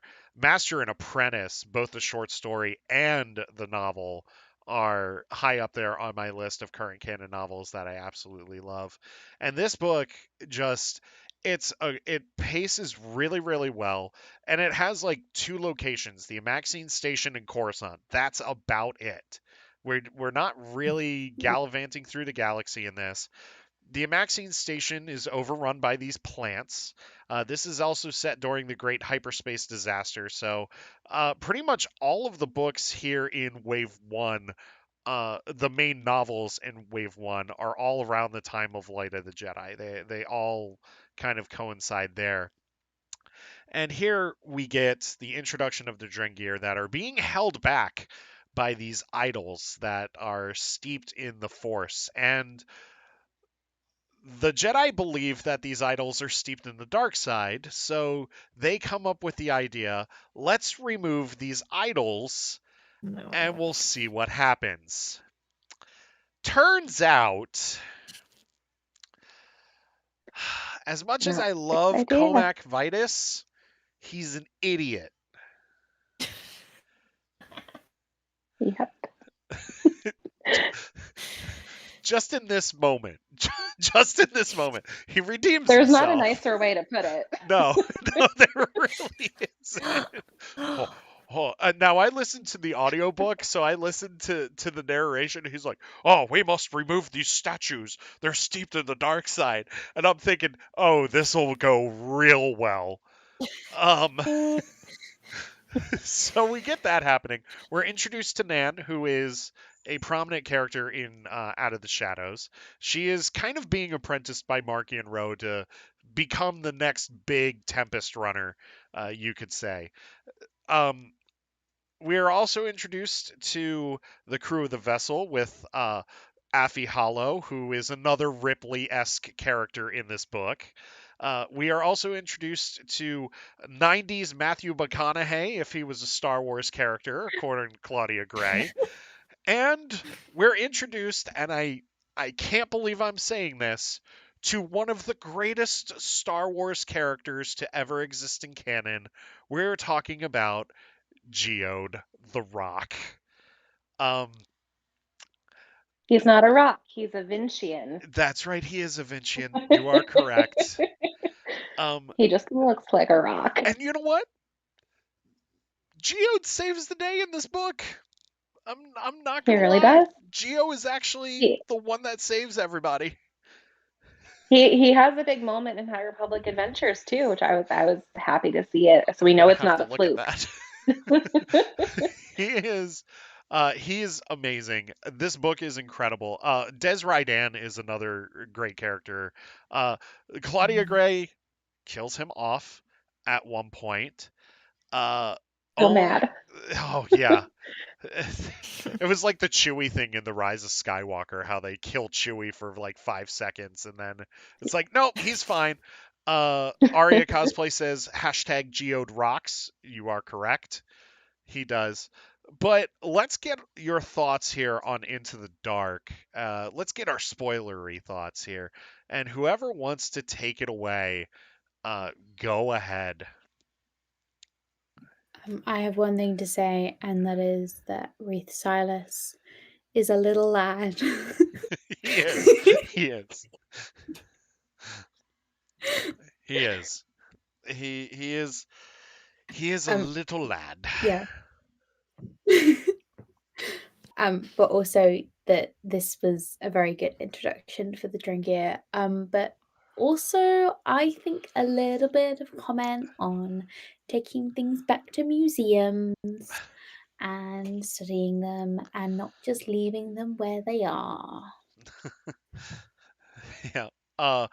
Meg, hit me with your thoughts. Yeah, I mean that was my thought. I'm like, has no one ever learned from you just don't leave stuff alone? Just bad things are gonna happen. I love this book. I am a proud member of the Claudia Gray Stan Club, of course. She never misses. Like, and you know, if she wrote a book that wasn't great, I would say so. It hasn't happened yet, at least in Star Wars. I haven't read much outside of that she's written, but it's the characters are written so well. It's dark, literally and figuratively at times. It's funny at other times. It's the perfect like blend of everything. And it's exactly what a young adult novel, especially in Star Wars, should be, which is it's just fun, but it makes you think and it drives the story forward in terms of like, what are these plants? What are they doing here? And they're terrifying. Yeah. Somehow in the best way possible. I can't wait to reread this book. I haven't done that yet, and this is one that I really, really want to. Yeah. Cam, go ahead. Yeah, I loved it. Claudia Gray, she's probably one of my favorite Star Wars authors. She was the first Star Wars book I read. Well, I listened to the Last Jedi audiobook. That was the first, that kind of my intro into Star Wars. But then the first thing I read after that was Lost Stars, and then I was like, okay, and then I just did went on a Claudia Gray kick after that. But anyway, just backstory. But so I went into it already excited about it, and then I was seeing all the negative commentary on it, which I kind of take with a grain of salt. It's like Yeah. whatever. It's usually people who haven't read it or have read a little bit, and then it's like, oh, there's a rock character in it. That's dumb. I'm not going to read it. It's like, but to me, I thought the exact opposite. I thought Geode was the perfect like comic relief. Like it was a pretty heavy book. It was kind of intense. I mean, Yeah. it was pretty. I loved it. It gave you that you're out in the cold of space. Like you don't have, there's no help around. You're kind of it. Just she really captured those feelings, and I thought Geode always came in at the right time, just kind of to lighten the mood. Mhm. But yet he had a purpose beyond just like comic relief. I think I just loved the way she she included him. But anyway, it's that and Light of the Jedi. Those are probably my two favorites so far. Yeah. Lavender, go ahead. So, fun fact, this was the first High Republic book that I read, Oh, nice. uh, because I did get some arcs of the middle grade and the young adult. And I was like, I love reading YA. I'm just going to jump right in with this one. And of course, like, I'm getting into it. And I'm like, I feel like so much more of this would make sense if I'd read the other books too. But I had to wait till release day for Light of the Jedi. Yeah. So of course I'm reading Light of the Jedi, like knowing Jorah Molly's already dead, which was, Mhm. yeah, don't do that. I'm gonna wait next. um, but no, it was Claudia Gray, like cross fingers, like so far, knock on wood, she can do no wrong in Yeah. Star Wars writing. I've loved everything she's put out. I love the parallels between the Maxine station and then there was like the terrorist group calling themselves the Maxine Warriors in Bloodlines, Yeah. which were actually like kind of forerunners of First Order stuff, just like Mhm. all those little connections that she kind of weaves through. So it was cool to see like the actual, like Yeah. an actual Maxine station. Um, and I liked your description of it, of aliens, like Star Wars aliens, because it was kind of kept you on the edge of your seat, especially once we see Des get offed in like a random freak accident. And it's like, what is going to happen? Like, you have robots attacking them when they step on plants, Mhm. or droids. We have droids attacking when they step on plants. We have these weird sculptures. Lil, I totally agree. Like, has no one seen the mummy? Just like leave these things alone. You don't need to mess with them. Um, but yeah, it was. I I'm rereading it right now. Actually, my husband and I are listening to the audio, and I think it might be my favorite. Yeah. Like It's all really overall. strong. It's it's really strong. And we get the Drengir in this, which up until the comic series we hadn't really met yet until the comic Mhm. series. And this is like we really get to meet the Drengir here. And the Drengir, Meat. yeah, meet. But what they do to Dez in this book is just horrible. When they capture him and they torture him and they turn him against Wreath using their venom and the dark side, Yeah, and but it also goes to show you how powerful of a character Wreath is to pretty much turn Dez back to the yeah, light. And then what happens to Dez at the end, where he goes into exile. Essentially, he's still part of the Order, but he's like, gonna learn like the deep movements of the Order to like really kind of just walk the path of the light and not really worry about the dark. I really hope he comes back after this novel because I want to see like how that training is going. But definitely. the Drengir are just so they're more formidable than the Nile, i just in this one book. we see how deadly they are. And for them to get into a standoff with the Nile on the Maxine station, it's brilliant for them to turn both sides against each other because That they was end up great. shooting at each other. That's when explosions on a space station shouldn't happen, but they still do. And then that's when Geode starts to save the day here. But we're also shown the hyperspace escape pads by the Amaxine as well, and how they were programmed for the Drengir homeworld, or that Drengir world. And hmm are we going to get a further explanation or exploration into the Maxine? Like, I have a feeling they're going to come up more in this series, especially when it Yeah. comes to the Drengir. Yeah, I I would definitely definitely not be think that this surprised. is a pun intended plant to further explore them. Yeah, yeah. Anybody have any more thoughts on Into the Dark before we move on? Yes. I've got one more. Mhm. I don't think we had mentioned, but both Reith and Des had both studied under Joramali. They were both Yep. her Padawans, which I think is really cool because it's one of the first times we're kind of seeing interaction by two people who have had the same master, but are like Yeah. total opposites. So I thought that Well, was pretty cool. Qui-Gon and Dooku's other former apprentice were the same way in Master and Oh, yeah, that's Apprentice true. because That's Right. the one Claudia Gray book I haven't read. oh, Oh, it's so good. it's You so gotta. good. It's Sitting great. on my Yeah. shelf. It's on my list. Yeah, Getting to it it's after Thrawn. fantastic. Yeah, I would definitely read Thrawn and then read Master and Apprentice, because Master and Apprentice is kind of a good palate cleanser hmm after Thrawn. But I just have a couple of other final thoughts here on Into the Dark. We're also shown the full Jedi Council, or part of the Jedi Council, in this, and we're kind of Oh, yeah. starting to see the downfall of the Jedi Order from the Council, because these Council members aren't necessarily the brightest bulbs in the box. No, they weren't.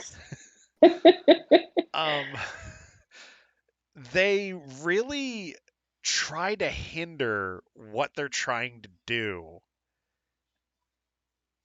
They were almost okay with letting the Drengir like spread throughout. Um, so that was just one thought there.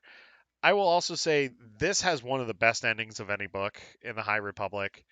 It is action packed. It's funny, Mhm. especially with Wreath getting saved by Geode of all the characters. Mhm. And then, oh, we also have to talk about the Affy subplot here with the Bind Guild Yeah. and the indentured Mhm. servitude, because that plays into Out of the Shadows. That was a really interesting subplot here, where Affy has known this one way of life her entire life, and then she sees not everything is black and white here. It's more black than anything, with how corrupt the guild is. What were your thoughts on this subplot before as we wrap up Into the Dark? I can't remember her name, but being Hollow being a union buster. Yeah, Mm. yeah, So that was canonizing. I want to say it was canonizing unions, but I was speaking with someone about this, and I think that the first unions were actually in Star Wars Rebels with the Ugnaughts. yeah. The first canon unions were, yeah, Yeah, but just like also looking into how people make their way around the galaxy, that aren't the Jedi and aren't the military, and just like that are just regular people. yeah, Like how do they get around? Because like for because like here on Earth, like it's kind of hard to get around, get off world because you got to be super rich for that. But like, how do regular people do that? yeah. Is it like the bus? Maybe. I think like commercial flight kind of is a similar comparison that can be Yeah. made. Like they Yeah, were waiting it for a is. commercial flight and then the vessel shows up instead and it's like their charter. They're like, oh, because the other plane couldn't make it. Yeah.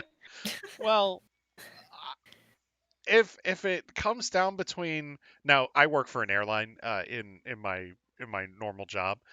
If it comes down between flying commercial or flying with Leox, Affy, and Geode, I'm gonna pick Leox, Affy, and Geode hands down every single time Same. because of just because of just everything, because of their experience here.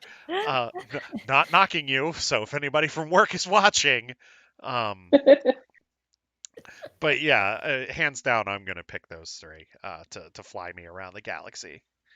Go I ahead. had one teeny thing to come back Mhm. on. I think it came about at the beginning. We see the Padawans like sneaking alcohol at Oh, the Reef's going away party. party. Yes. Um, and then I love that there's just like a like very uh honest conversation between Reef and Affy about like what the Jedi are, and she's like, "So no sex?" I I mean, was like, flat out "That just was just such a asks it. blatant, right?" I was like, "That's such a, like one of the first blatant like out there's we've seen of it," or because normally we just don't mention it. Yeah. But she doesn't know anything about the Jedi. She doesn't know that No. that's probably a thing. So she's curious. So Yeah. I thought that was great. I remember was like taking notes as I was writing it. I'm like, what? They're talking about like Jedi sex? It was great. Well, I mean, my wife and I were talking about it because I had talked about that one scene in the book, and she's like, "Well, they gotta come from somewhere." So that's that. We're gonna move on here. We are now we're now in wave Sorry, I two. derailed the whole conversation. Yeah, no, it's fine. It's fine. We are now in wave two here, and I guess we have to talk about the giant elephant in the room, which is the second main novel. My friends, grab your tissues, hug your pets closely tonight, because the tears are about to start flowing here as we talk about Kevin Scott's The Rising Storm, or we like to call it here at Transmissions, A Perfect Day at the Fair.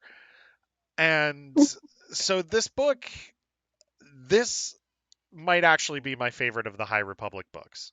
I loved Into the Dark was my favorite of Wave 1, but out of all of the High Republic books that we've gotten, this might be my favorite because everything goes down in this book. Every character gets a chance to grow, gets the chance to shine in this book. And if you thought Light of the Jedi was a simple roller coaster, this is like a steep roller coaster that just will not let go. This thing from beginning to end, it has maybe three slow moments, maybe. I mean, everything else is just going down in this book. So with this book, it kicks off the prologue. I love because we get to see Elzar dealing with the Vision, The and screams have never left. yes, and he actually goes to Count Dooku's neck of the woods to explore this Vision. And at the end, he realizes that he needs to go to Valo, which is where the council was trying to send him anyway. From there, we go to Markian Rowe, who is traveling to his home world, which we know that it's in the Badlands. I forget the name of the Badlands here. Uh, Is it Wild Space?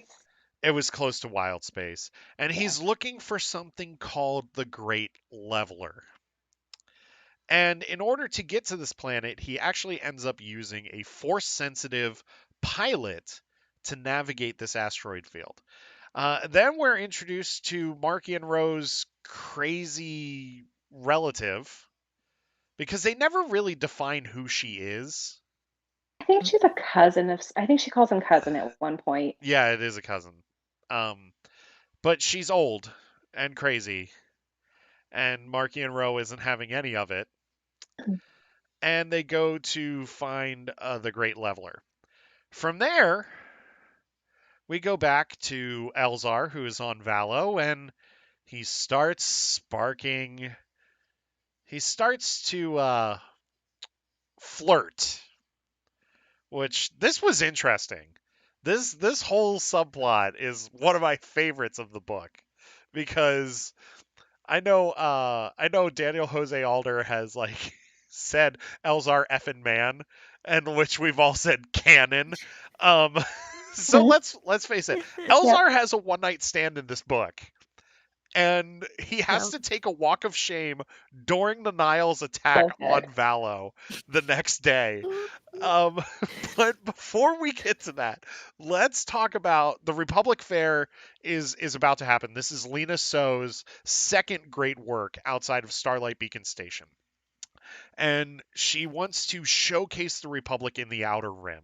She wants to show the people of the Republic uh, I mean, she wants to show the people of the Outer Rim what it would be like to be part of the Republic. They have wild animals from exotic locations. They have a pavilion dedicated to Starlight Beacon alone, which we're going to get to Orla, or not Orbala. Orbalin. We're gonna get to Orbalin here in a little bit because that scene he has is amazing. But we're introduced to all of this, and then we're introduced to Cavan Scott's version of It's a Small World. And this is Cavan Scott trying to have fun with us before he breaks our hearts and before he shatters our souls. And I want to talk about the Republic Fair here because Lena So is met with a lot of opposition. It's not just from the opposing parties, it's actually from within her own political party as well that she's met with opposition. Even the Jedi are opposed to the Republic Fair going on because they have a feeling that the Nihil might, well, some Jedi feel that this is a place of attack. However, Stellan Gios thinks that's not the case, and he's Stellan is so loyal to Lena So that it ends up kind of biting him in the butt in this book. So let's talk about the Republic Fair here and how both sides are dealing with this. Was looking back on it now, it was not a smart idea, but at the time, once again, let's question Lena So's leadership here. Is she naive, or is she just trying to do what's in everybody's best interest? I still want to believe that she's just trying to give hope to the galaxy when everyone really needs it, even for herself. And Yeah. like it doesn't go well, but I still think that she knew it was a risk, but I think maybe was willing to take a chance anyway. And yeah. Yeah. I think that after the because the attack. Yeah, I think that with the information that she was given, she did make the correct call. However, Yeah. like as soon as there was the attack, where Belle got, then she should have it should have been called off like there and then. Oh, the attack on the Cyclor shipyards, you mean? Yeah. Yeah. Yeah. Before we get into the rest of our thoughts here, Blue Milk Mama says, and the Nile attacked Disneyland. That was pretty much what happened here. Um, so I want to get Cam's thoughts and then Lavender, I'll hit yours. Cam, Lena So, what kind of call did she make? Well, I think that's just her personality. She is so focused on being positive and bringing light, and she's thinking like we're bringing everyone together and we're helping. I guess you could call that naive, but I think she really does try to weigh all the options. But I think even when I think it takes more for her to take a different action. But look what she with the other senator. She from I forget who they were. Was it Sulliston? The one Celestin? Yeah, that's what I was going to say. Yeah. So I mean, I really think she's got a lot of good in her. I mean, it's all coming from a good place, and I don't think she's weak or like naive. She's just kind of, oh, let's just have fun, and she thinks she sees that this is good, and she's not going to let the negative or the let that get in the way. I will say real quick, I'm gonna have to run in just a minute. Okay. It's twofold. I've got to put my daughter to bed, but secondly, this is the only book I've read so far in the new wave, in the second Okay. wave. I'm in like chapter 4 of the Justina Ireland one. So Okay. I don't want to be spoiled. No, it's fine. Thank you, Cam, for joining us. Really, No, thank you. I appreciate it. I'm honored. You guys are way smarter than me on this, so I'm glad to be here, be a part of it. So Absolutely. Lavender, give me your thoughts on Lena So. Um, so kind of a parallel to the real world here, which I think has probably influenced some of their writing because we've been in a global panini press for a year and a half now. That's one way of I putting can't it. help but see like the mirroring of like, everything's okay now. Let's go ahead and do this big thing and it'll be fine. Kind of how we started reopening everything and, vaccination rates went up, people stopped wearing masks, and it's like, let's get into this. And maybe that wasn't the right call. Yeah. So yeah, I definitely see a little bit of mirroring with that. Like, oh, the Nihil attacked once, not going to come back again, but the Yeah. Nihil are their virus. So Yeah, let's talk about the Nihil attack on the Republic Fair because this is a big chunk of this book. This is pretty much 2/3 of this book, I would say, is the Nihil attack. And yeah. the Nile are led by Pan Ada. They're not led by Lorna D on this one because we talked about this a couple of weeks ago when we did Lorna Tempest D is Runner. smarter than that. Yeah, because Lorna D would not flat out attack like that. Now she would post Tempest Runner, but Yeah. uh, they're led by Pan Ada and they just start to wreak havoc here. And this is where we get some of the best Jedi moments, but some of the weakest Jedi moments here. This is also where Ty Yorick really shines. And this is also our first introduction to Ram Jamaram outside of Race to Crash Point Tower, which coincides with this book because that's Mhm. that's pretty much the middle grade adaptation of this novel. And the Nile attack is so devastating, and it leaves everybody, especially Stellan Geos, wrecked by the end of this. Especially the scene of him holding Lena So in his arms as she's injured. I'll never forget it. And to me, it reminded me of the cover of Crisis on Infinite Earths, where Superman is holding Supergirl's body. If you've seen that, uh, that to me, and then to see all the hollow videos just showing Stellan do that, this is kind of a wake up call for Stellan, where he starts to at up until this point he's kind of unrelatable because he thinks he's infallible. He feels like he's infallible, but it's at this moment where he realizes that he is just like everyone else and he overestimated everything. He underestimated the Nile's power. He didn't think that they'd attack, and then they did, and he almost lost the Supreme Chancellor, somebody that he's dedicated his life to serving because she's the face of the Republic. What are your thoughts on this moment with Stellan? And I want to go to Cam since he has to run. I want to go to Cam first. Well, I thought it was great. I just loved the whole leading up, the kind of how we're watching the media, kind of their take, throughout this whole thing, and kind of he's like the poster child of the Jedi or whatever, and he's the hero and all of this, and then, but I liked it because it brought a little more humanity to him, and he's like kind of like you were saying, he's not untouchable. And I think he's going to actually be more powerful now because of that. Like I think he's not only going to be as powerful as he was, but now he's not going to have he's going to have his guard up or be a little more aware that everything's not perfect and gonna just go so smoothly. Um, I don't know. I like him. I think it's gonna help his character. So Yeah, I totally agree.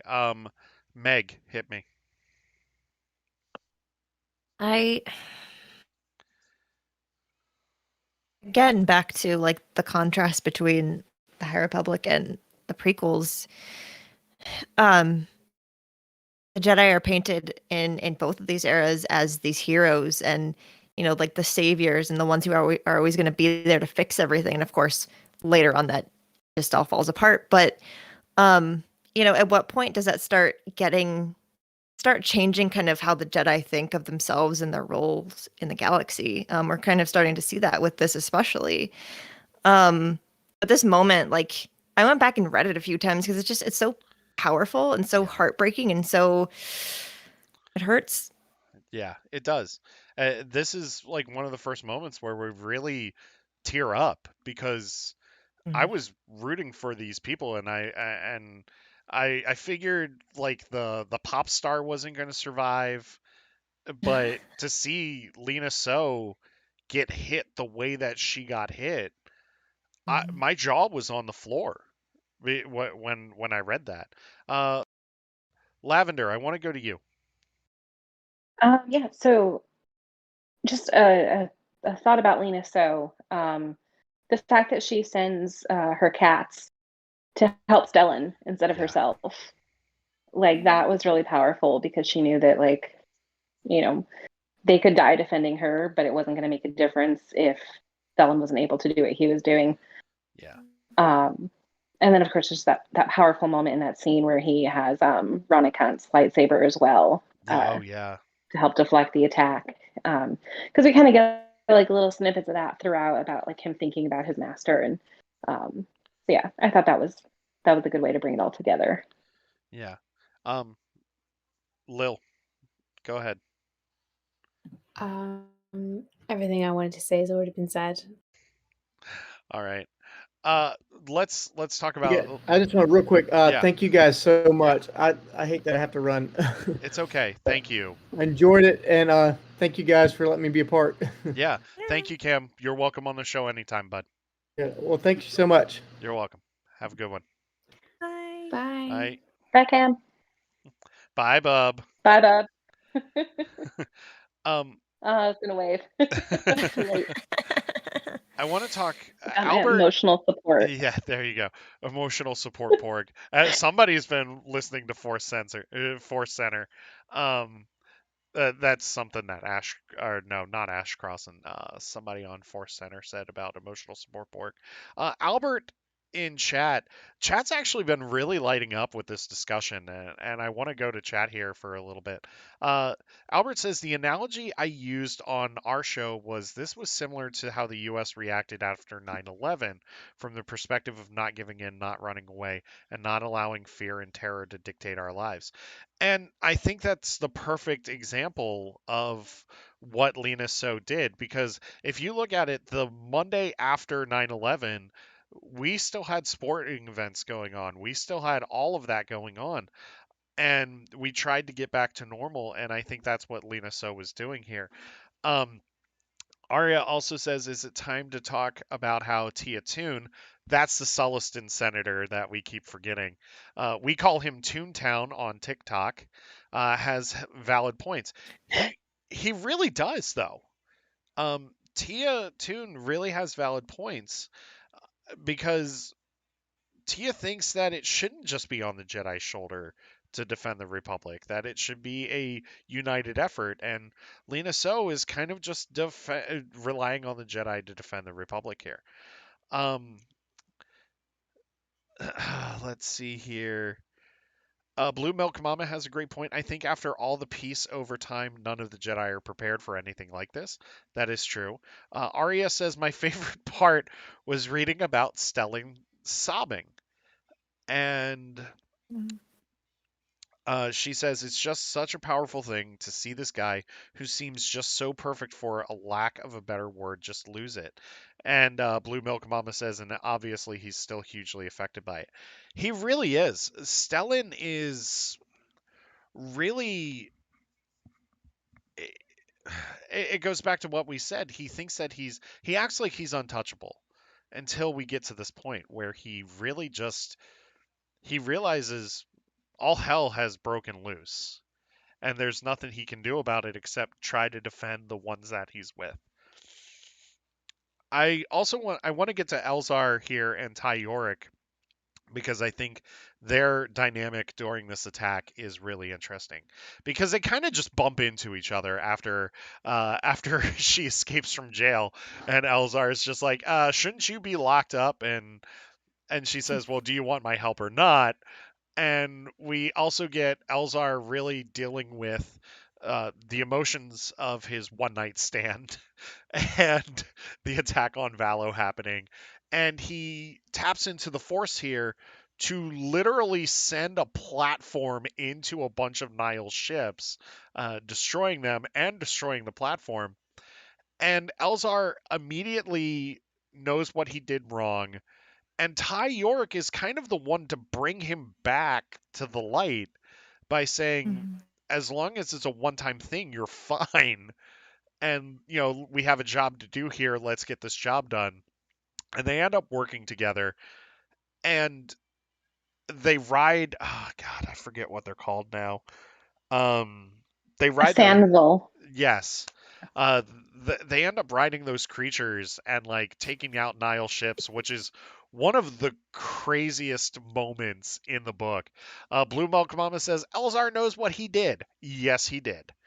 Um, but it's one of I can't even start to talk about how much this part of Elzar's development means to me. Not enough characters. Yeah, that's true. Elzar, this is a turning point for Elzar. This is where he realizes he can actually reverse this vision of what he saw. And this is how it starts. Let's talk about him and Ty York's team up. Can we get a buddy cop show with just these two? Just running around the Yes, galaxy, please. just Please. doing stuff.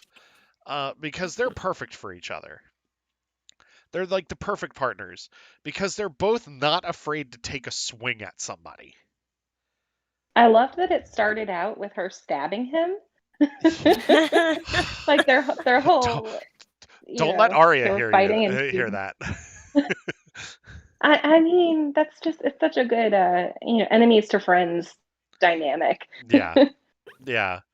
Um, and Ty Yorick is for Elzar to let Ty into his mind like that and to see his vulnerabilities was really big too.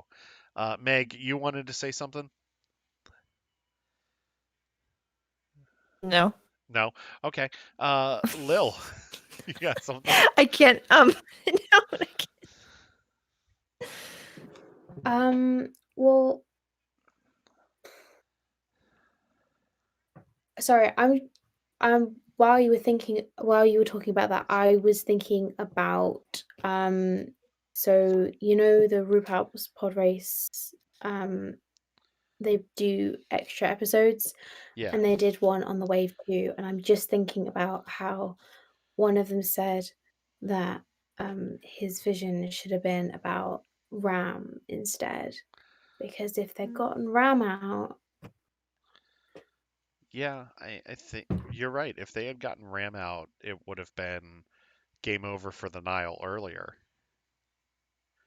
Yeah, but also then he would have like run into Ty earlier, and then just like a whole domino effect. It would have gone like so much easier, but his vision just wasn't very helpful.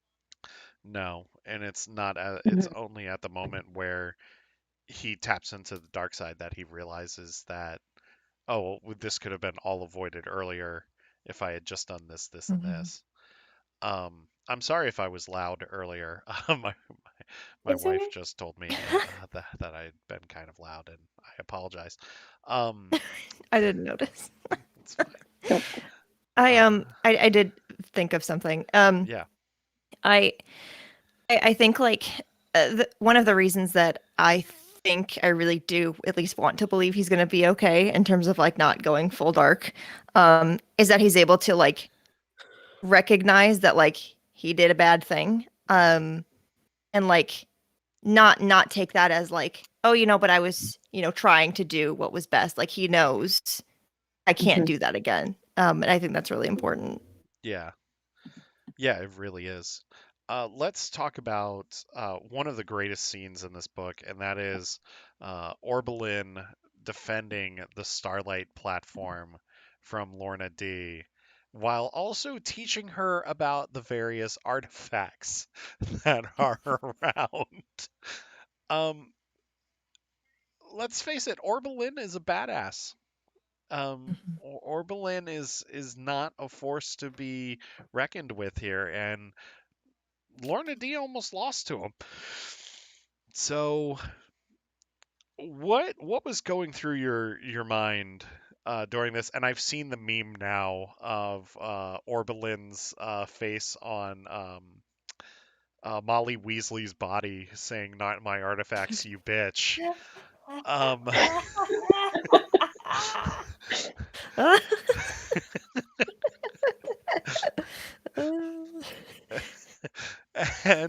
and it's perfect because actually I was thinking about that when I was thinking about that, and I was also thinking about the fight in the Sanctum Sanctorum in Doctor Strange, where Doctor Strange and the Yeah. Caecilius are fighting, and Caecilius is like, "You don't know how to use that, do you?"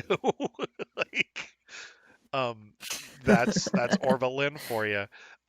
This moment is full of badass moments, but it's also full of great comic relief. Um, this is one of the more lighthearted moments in this book, especially before we get to the Mhm. end, which is heartbreaking.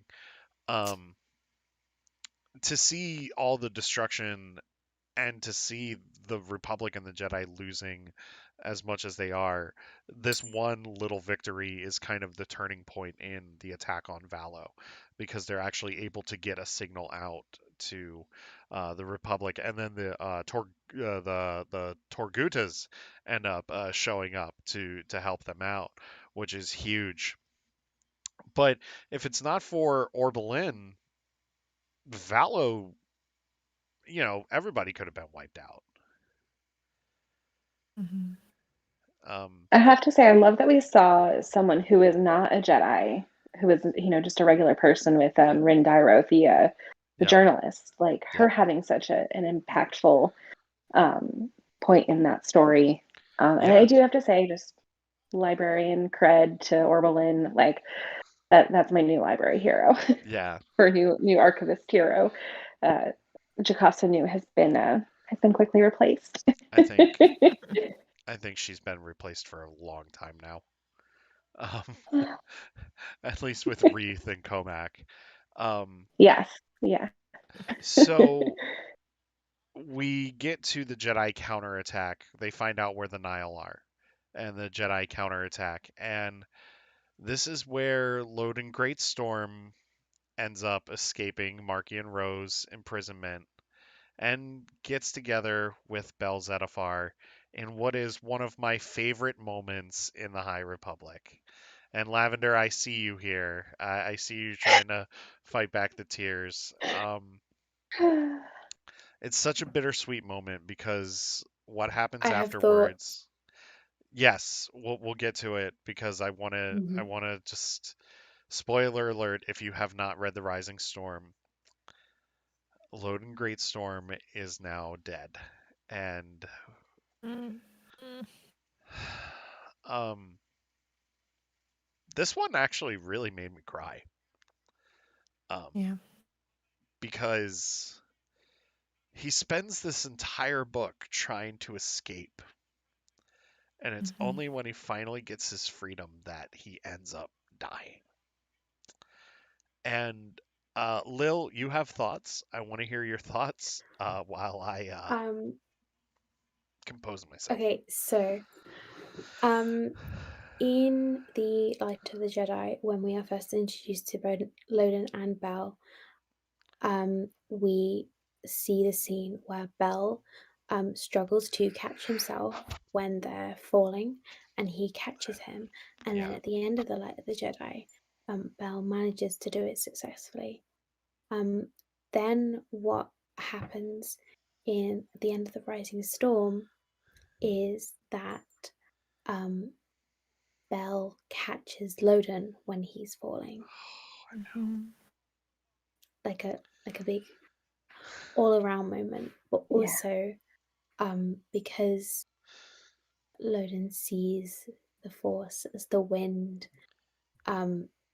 Belle becomes the wind when he cannot Yeah. fly himself, I guess. Yeah. It's like poetry, it rhymes, and yeah. It I also have does. another theory, but it's not my theory, so I need to credit that person. Okay. And it's just that the leveler takes away force sensitivity, and he was so full of the force that by removing his force sensitivity, he was completely destroyed.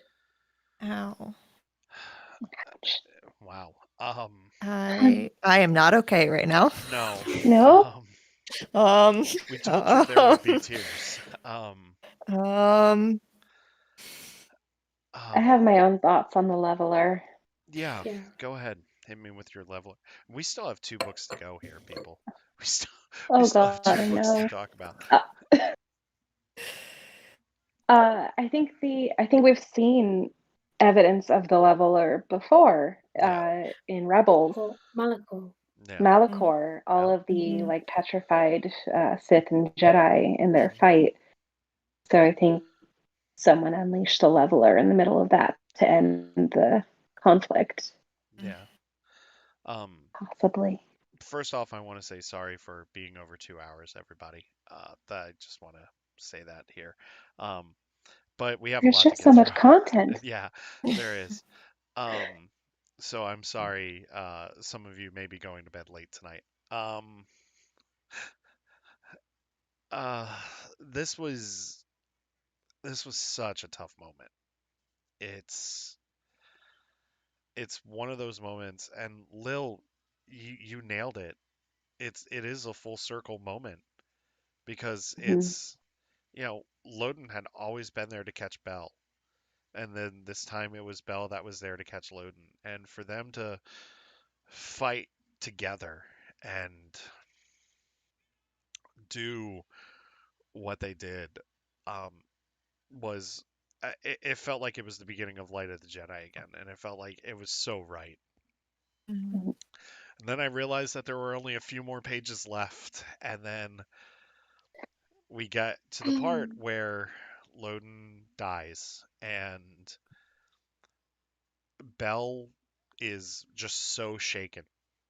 And I think Fallen Star is really going to explore his recovery from what happened during that battle. Um, Ember is even shaken to the point where she is petrified. Um, and these Yeah. two had been, and we didn't even talk about the innovator and the attack on the innovator and how Bell almost lost his life a couple of times and how Ember almost lost her life a couple of times. So to see everything that they've gone through and for Bell to get this win and then just for it to be taken away from him at the very end. And then for Stellan to be as afraid as he is just incredible. Um, Yeah. Anybody have any final thoughts um, the Rising Storm, or should we just move on to our palette cleanser, which is Race to Crash Point Tower? I think that the leveler. Okay, so the cover for Midnight Horizon. Yes, that is a Mhm. badass cover, by the way. It kind of Yeah. looks like a Sith temple, and I'm thinking that that's connected to the leveler. Yeah, that would make sense. So Meg, we may get some answers. yeah, Meg, do you have any thoughts, or should we move on to our palette cleanser? Um, I, there are some characters in the High Republic that I really just need to make it through to the end. Hmm. Um, Geoda's one of them. Bell is the other one, Yeah, majorly. Yeah. He's been through a lot, and I think he really can grow from all that he's been through. And but he's got a long way to go because that's, he thought he lost his master. He gave up on that hope, and then he got him back, and then to lose him again, Yeah. uh, I hope he's gonna be okay. Yeah. I know he Um, will be eventually, but yeah. yeah. I Uh, so thought Loden was going to be okay. yeah, I thought so too. Because Yep. I thought that we lost Elzar, but for him to like kind of walk away from that crash and to still be okay, I was Yeah. thinking that that was going to be the same thing with Loden, that he was going to be Hmm. okay. And then this was our first, like outside of Jorah Mali, this was our first major blow when it comes to the High Yeah. Republic. So let's move on And I to. can't, Hmm? Go ahead. I was just going to say, I can't remember her name, but there was the Duros Jedi in That's Light of right. the Jedi that we lost kind of early on too, but Mhm. yeah, Yeah. Um. with the ugly lightsaber. Yeah, that's right. So let's move on. Yeah, I'm afraid I'm gonna have to go because I just heard my housemate go to bed. Okay. So Thank you for yeah, joining us, Lil. I apologize. Yeah. it's fine. I know I was gonna be up late anyway, so All right. Well, good night, and thank you for joining us. it was lovely to Bye. speak to you all. Yes, you Thank too. you for having Yes. me. Yeah, Bye. anytime. Bye. All right. Um, and now there's three, and I'm so sorry that we're running kind of behind here. I apologize here, and if anybody else needs to go, just let me know. We are at to the point now where we're going to talk about Race to Crash Point Tower. Kind of just breeze through that because this one's a pretty quick read, and this Mhm. one actually might be the funniest High Republic thing that we've ever had Agreed. because Definitely. the Yeah. comedy is fantastic. The action's great too. The action's just fantastic. We are. I kind of. Would you say that Ram Jamaram is actually like the first Jedi to be on the spectrum? Because I really feel like he might be on the spectrum just because I of don't like, think he's necessarily the first, but I think it would be, I think you could probably put him there. Yeah. yeah, which I think is a great representation. If there's one Hmm. thing that the High Republic has done, it's they've done a great job in representing like a lot of different communities, Oh and yeah. Yes. and this is no exception. Ram Jamaram tries the Jedi mind trick in one of the best moments in the book with the police captain that ends up biting him in the butt, in which he gets arrested. But we really see Ram come into his own in this book, and he really becomes a leader amongst Padawans, where Hmm. he finds out I'm the only one that can do this job, so I've got to do it. And he almost dies a couple of times, but at the same Yeah. time, he really ends up thriving, and you see like he starts to feel alive in what he's doing. Mhm. Um, let's see here. Arya Cosplay says he is on the spectrum. He's not the first, but he is on the spectrum. He also, oh, he was talking. Albert was talking about Belle with no braid on the cover of Fallen Star.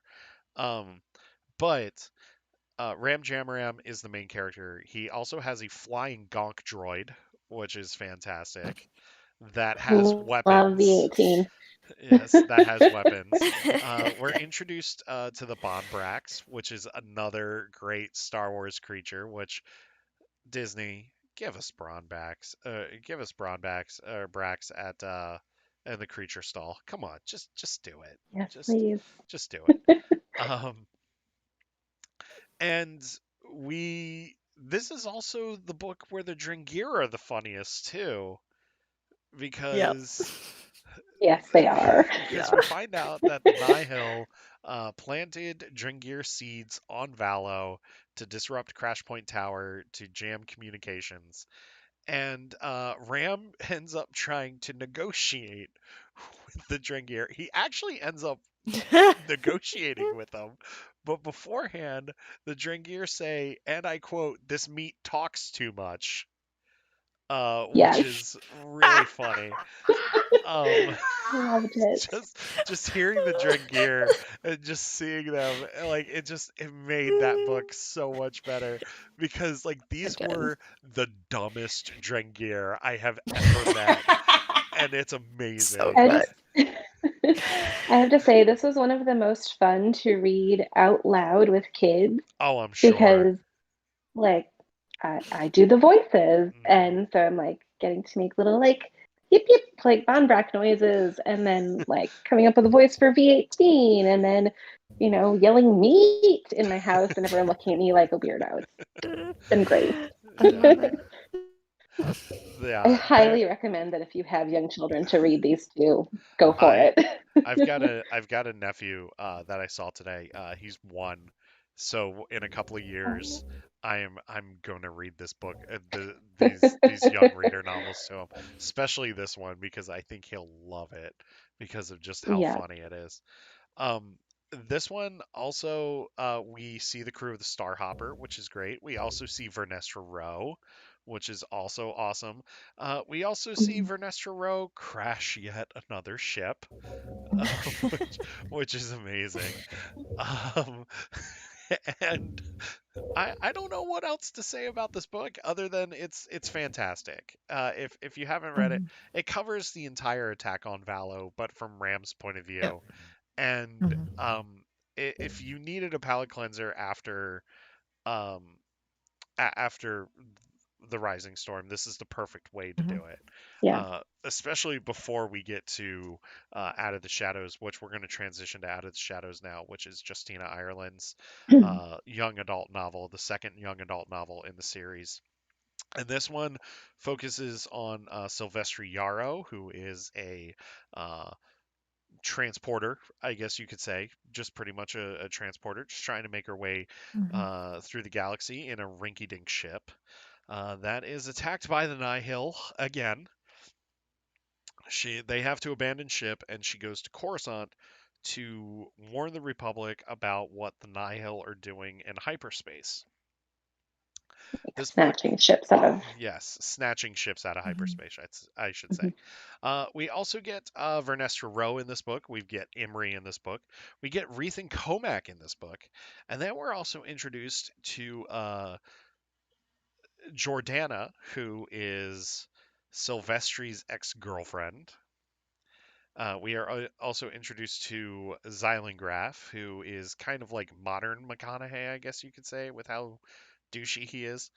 Um, And he has the best boots. yes, he has the best Yep. boots. Which when he frowns after he gets them wet, that is fantastic. Um, Yep. and then we see Nan again, and then we are also introduced to Chancey Yarrow, who is Silvestri's thought dead mother, who also happens Mhm. to be a hyperspace military strategist and scientist. We are also introduced to a Gungan hyperspace physicist, which I thought was interesting. Um, Hmm. there's so many characters that we're introduced to in this book, and so much goes down in this book, but it's kind of a personal stakes story. Like not like a lot happens, but some stuff does happen here. We see Emery struggle with more of his empathy and you know dealing with people and their emotions and everything. And Emery Mhm. actually is kind of pivotal in this book because he ends up like becoming a human lie detector Mm. Yeah. for some people, which I think is great. Uh, there's double crossing in this book. What? In Star Wars, there's double crossing? What? What? I Um, think there was even like some triple, like double, triple oh, stuff oh, going. Like, there's like triple you never quite agents. knew Yeah. where the graphs were going with anything. There's triple agents. There's quadruple agents. There's pentuple agents. Like it's like kids playing on a playground that are like, no, I'm actually on that guy's side. Um, so uh, just give me your thoughts on Out of the Shadows here, which is our most recent book. I like how we were talking about this earlier. The main character is not a Jedi, Yeah. and Mhm. she interacts with them, and they're important to the story, but you really get everything kind of from her perspective. And like the reason she gets into the mess that she gets into is because she's just trying to survive. She's just trying Yeah. to get her shit back and just like Yeah. do what she needs to do to get through it. And like that's so important to have that perspective in Star Wars because like why do some people do the things that they do? Well, it's because they don't have a choice sometimes. Yeah. Mhm. But this book, I flew through it. It was really, really good. And I love how just like hyperspace is so political all of a sudden. It really is. Hyperspace in Star Wars has always been just like the thing that people use. It's not been this like huge thing. Yet in the High Republic, it's this whole like, oh no, I own this part of hyperspace. You can't have that unless you pay me. And it's like, Yeah. okay, we're going this route now. I love it. Yeah. Um, let's just admit we saw the Chancey Yarrow thing coming from a mile away. Yeah. I did not see the anti Lorna thing coming though. I was No. I was a little No. surprised by that. No. Yeah. Delightfully surprised. Yeah, that I didn't see coming from a mile away, but everything else I saw coming from a mile away with Chancey Yarrow. We are also introduced to Senator Staros, who is Avon Mm. Staros' mother, Hmm. and she just she's like the first person to start double crossing people. It feels like in this Mhm. book, Yeah. she has her own political agenda that kind of works out in her favor, but doesn't really work out in her favor.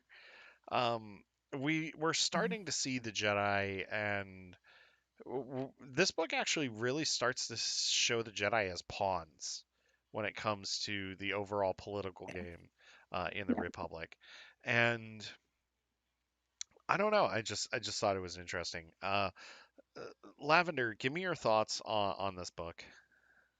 I will say this is probably the most fun that I've had reading a High Republic book other than the kids' books. Yeah. And yeah, I like flew through it too. I was like, I could not put it down. Hmm. Um, and it was, I don't know, it was just the idea of having characters, main characters who were not Jedi, but still kind of having that whole story interwoven. So it just felt like we were seeing more sides of everything for the Yeah. first time. Yeah. Um, and I love the new characters. I love Syl and Jordana, Mhm. and I'm so glad we finally got to see what a Volcro looks like on the High Republic show Yes, the that was other day. beautiful. Mhm. Um, I Yeah. have really needed to know what a Volcro looked like because Remy is. I, Ember is the best girl, but Remy is like right there with her. Yeah, I actually have to shout out that artist real quick because I was interacting with them on Twitter. They actually showcased Cool. their art on the High Republic show. Let me just see here. Um, yes, it's Minji Kayun. Uh, yeah, she Oh did yeah, that art, and that art was just absolutely beautiful. Mhm. Just so good. seeing those new characters just come to life, and like Xylan was actually like drawn really well. He was actually what I actually Yeah, pictured for him. Um, so I don't think we have much to say about Out of the Shadows outside of Niall trying to use hyperspace as a weapon to pull ships out of hyperspace and destroy them and take them over and take their goods and stuff. Nan is now going to be an informant for the Graff family within the Nile, and it's just fun and games and excitement. I Uh, just had one quick yeah, add-on for Out of the Shadows.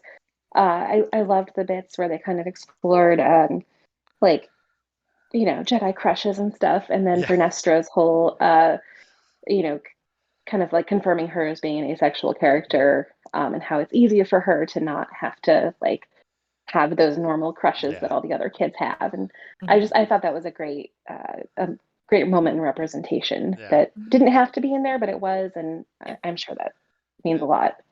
It's also funny that like you can tell Reith has a crush on Vernestra.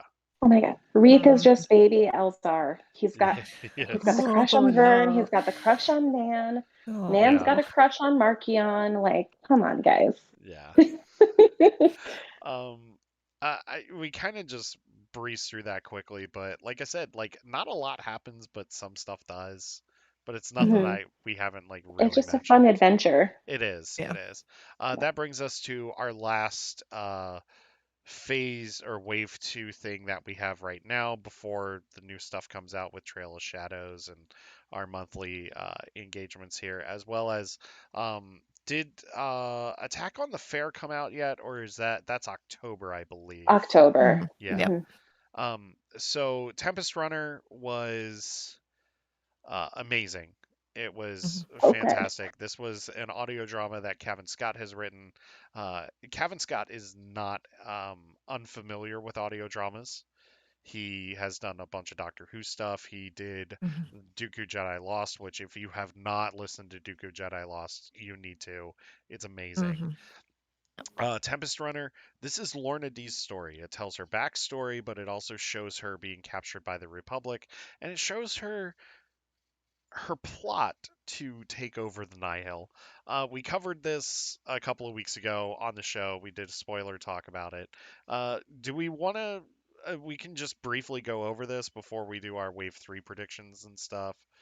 Um, whoever wants to go first, go ahead. Anybody?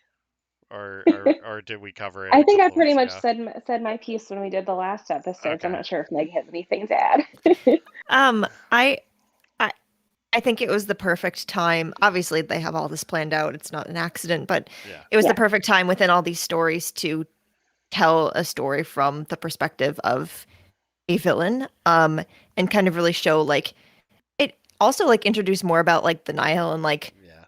how it works and like why why certain people are there. Hmm. Hmm. And sometimes for reasons that you're not expecting. Like sometimes people are just doing the thing because they're doing the thing. I I really liked I just really liked the ending and how like ooh, we don't know what's gonna happen next. Yeah. And again, the High Republic has taken a character that I didn't necessarily like have a lot of feelings for at first, and just now Lauren D is like, I want to know more. Yeah. I know. Yeah, that's exactly how I felt. Yeah. All right, so let's move on here. Wave 3 is fast approaching, but before we get there, I guess you could say the end of Wave 2 would be with Trail of Shadows #1, which is the Marvel comic that's coming out that is going to be a film noir uh, style detective story with Jedi, which I'm really excited about. That's going to be written by Daniel Jose Alder for Marvel Comics. That's going to be a 4-issue miniseries. Then we're going to have the finishing of Monster at Temple Peak, which is Kevin Scott's 4-issue miniseries for IDW. That is going to round out the end of Phase 2 or Wave 2. I keep wanting to call it Phase 2. Um, then, so for Wave 3, we're going to have Eye of the Storm, which is a 2-issue comic miniseries written by Charles Soule. That's going to be about Marky and Rowe and how he came to be. We are getting The Fallen Star, which is Claudia Gray's third main novel of the. This is the third main novel of the series written by Claudia Gray. That's going to Got release goosebumps. on January 4th. What was that? I got goosebumps hearing the title. Yes. No. I'm so worried. Mhm. Yeah, I am too. Mission to Disaster, which is the third middle grade novel that's going to be written by Justina Ireland. Looks like we're going to focus on Vernestra and Emery. And then we get Midnight Horizon, which the cover art for this book is amazing, and it might actually be my Mhm. favorite cover art. It's the third young adult novel in the series. This one is going to be Daniel Jose Alder's first High Republic young adult novel, and it looks like it's going to follow Comac and Wreath. And that cover is just very ominous, and I love it. Um, that's that. So I want to hear your predictions real quick for the Fallen Star. Is Starlight going to be destroyed, or is something else going to happen to it? So it's so easy to predict that it's going to be destroyed that I almost wonder if that's not what's going to happen. I think Claudia's gonna hit us with a twist. I really think she's I gonna hit us. yeah, I can feel it. Yeah, Yeah. I. It's something that Claudia Gray has always gotten a twist into all of her books somehow. hmm Hmm. Master and Apprentice Yep. still Um. makes me upset. um. Go ahead, Lavender. I was gonna call you Lil. It's been a long day. It has been. Um, I think that is like I had some theories going forward after Rising Storm and everything, and I think the cover art and the High Republic show kind of made me doubt a lot of what I was thinking Oh might no. or might not happen. And at this point, I'm like, do I get invested in in Yeah. theories, or do I just like see what happens? Mhm. So I have. But I'm still looking forward to the Cormac and Wreath one. Yeah. That's the one I'm most looking forward to. Yeah, me Mhm. too. So I have two Midnight theories. Horizon. Yeah, I have two theories about Fallen Star. Either they go the Deep Space Nine route, where the Nile take over for a while and the Republic have to get the station back, or Mm. so this goes to the theory that I saw earlier this week, where somebody said the Nile launch it into hyperspace, and then they'll have to find Oh, their way back because they have even said that Starlight can travel through hyperspace. They that's did. right. They talked about it in Out of the Shadows. Um, so I have a feeling this will actually play in. So Vernestra is gonna come back to Starlight because remember she was gonna get the ride back to Starlight. Hmm. They go to the Yep. Chiss Ascendancy, and that's how she becomes the first Skywalker.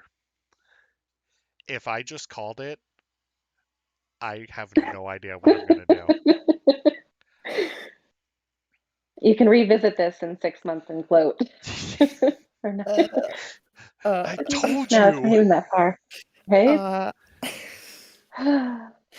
I anything else I was gonna say, it's just gone because now I can't function.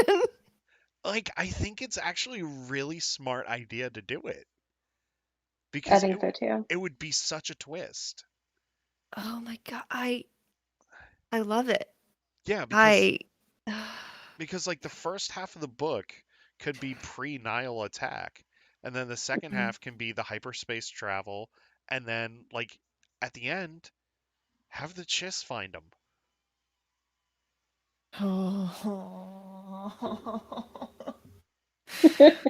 Well, congratulations, you have broken me. You I know, try to at least one show.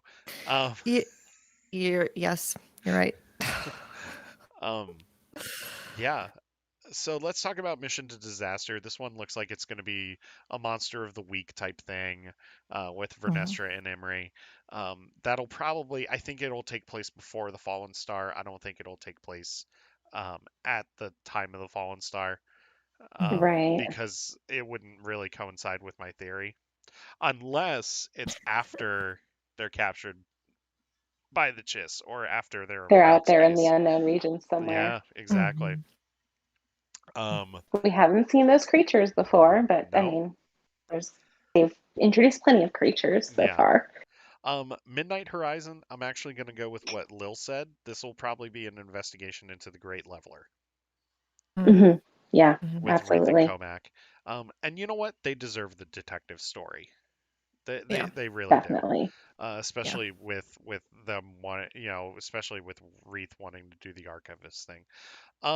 Any other predictions, or should we just wrap this up because we're at almost 2 hours and 40 minutes now?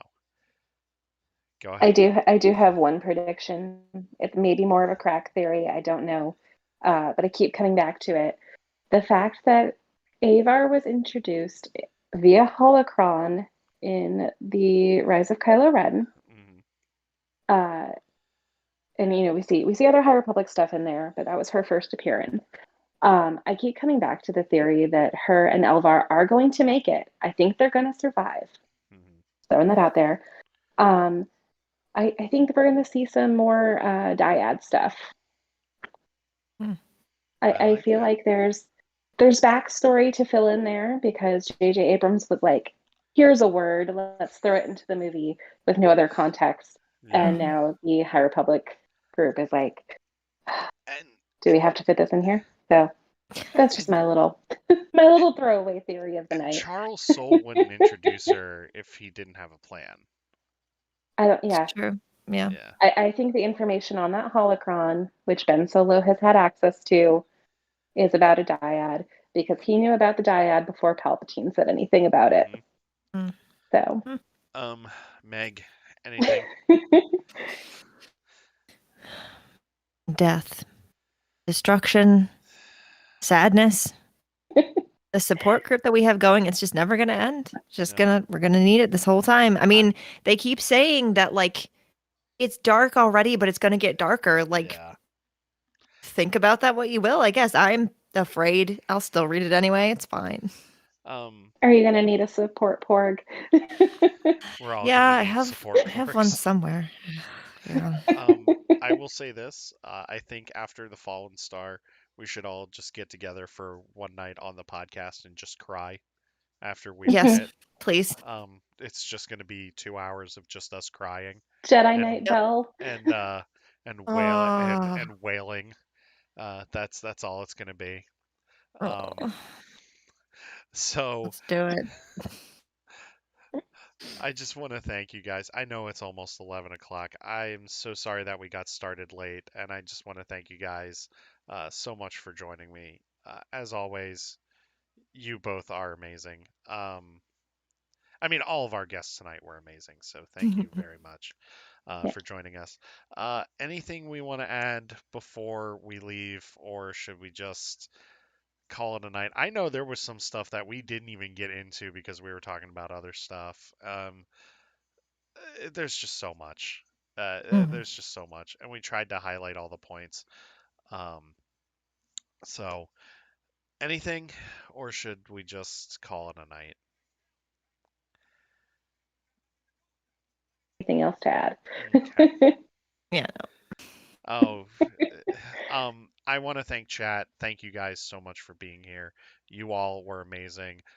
Albert, Aria, Blue Milk Mama, T-Spans, thank you for showing up. Ellie, thank you for showing up. Thank you to your emotional support, Porg, for waving to everybody. Yes, thank you. Cam and Bub, thank you for showing up. This was a lot of fun. Uh, our final player, if you guys want to know our final player for next week, she is a singer in the official Disney a cappella group De Capella. Her name is Kaylin Kelly, and she is a wonderful person. I've gotten the chance to talk to her about Star Wars and RPGs, so she will be joining us for that. That is it for us this week. Next week, no live show Saturday night. We're going to actually take that down and we are just going to focus on our RPG show Sunday night. That is going to be it for us. Thank you all so, so much. We love you. Just remember, may the force be with you. May you always fight for light in life. And at the end of the day, we are all the Republic. So thank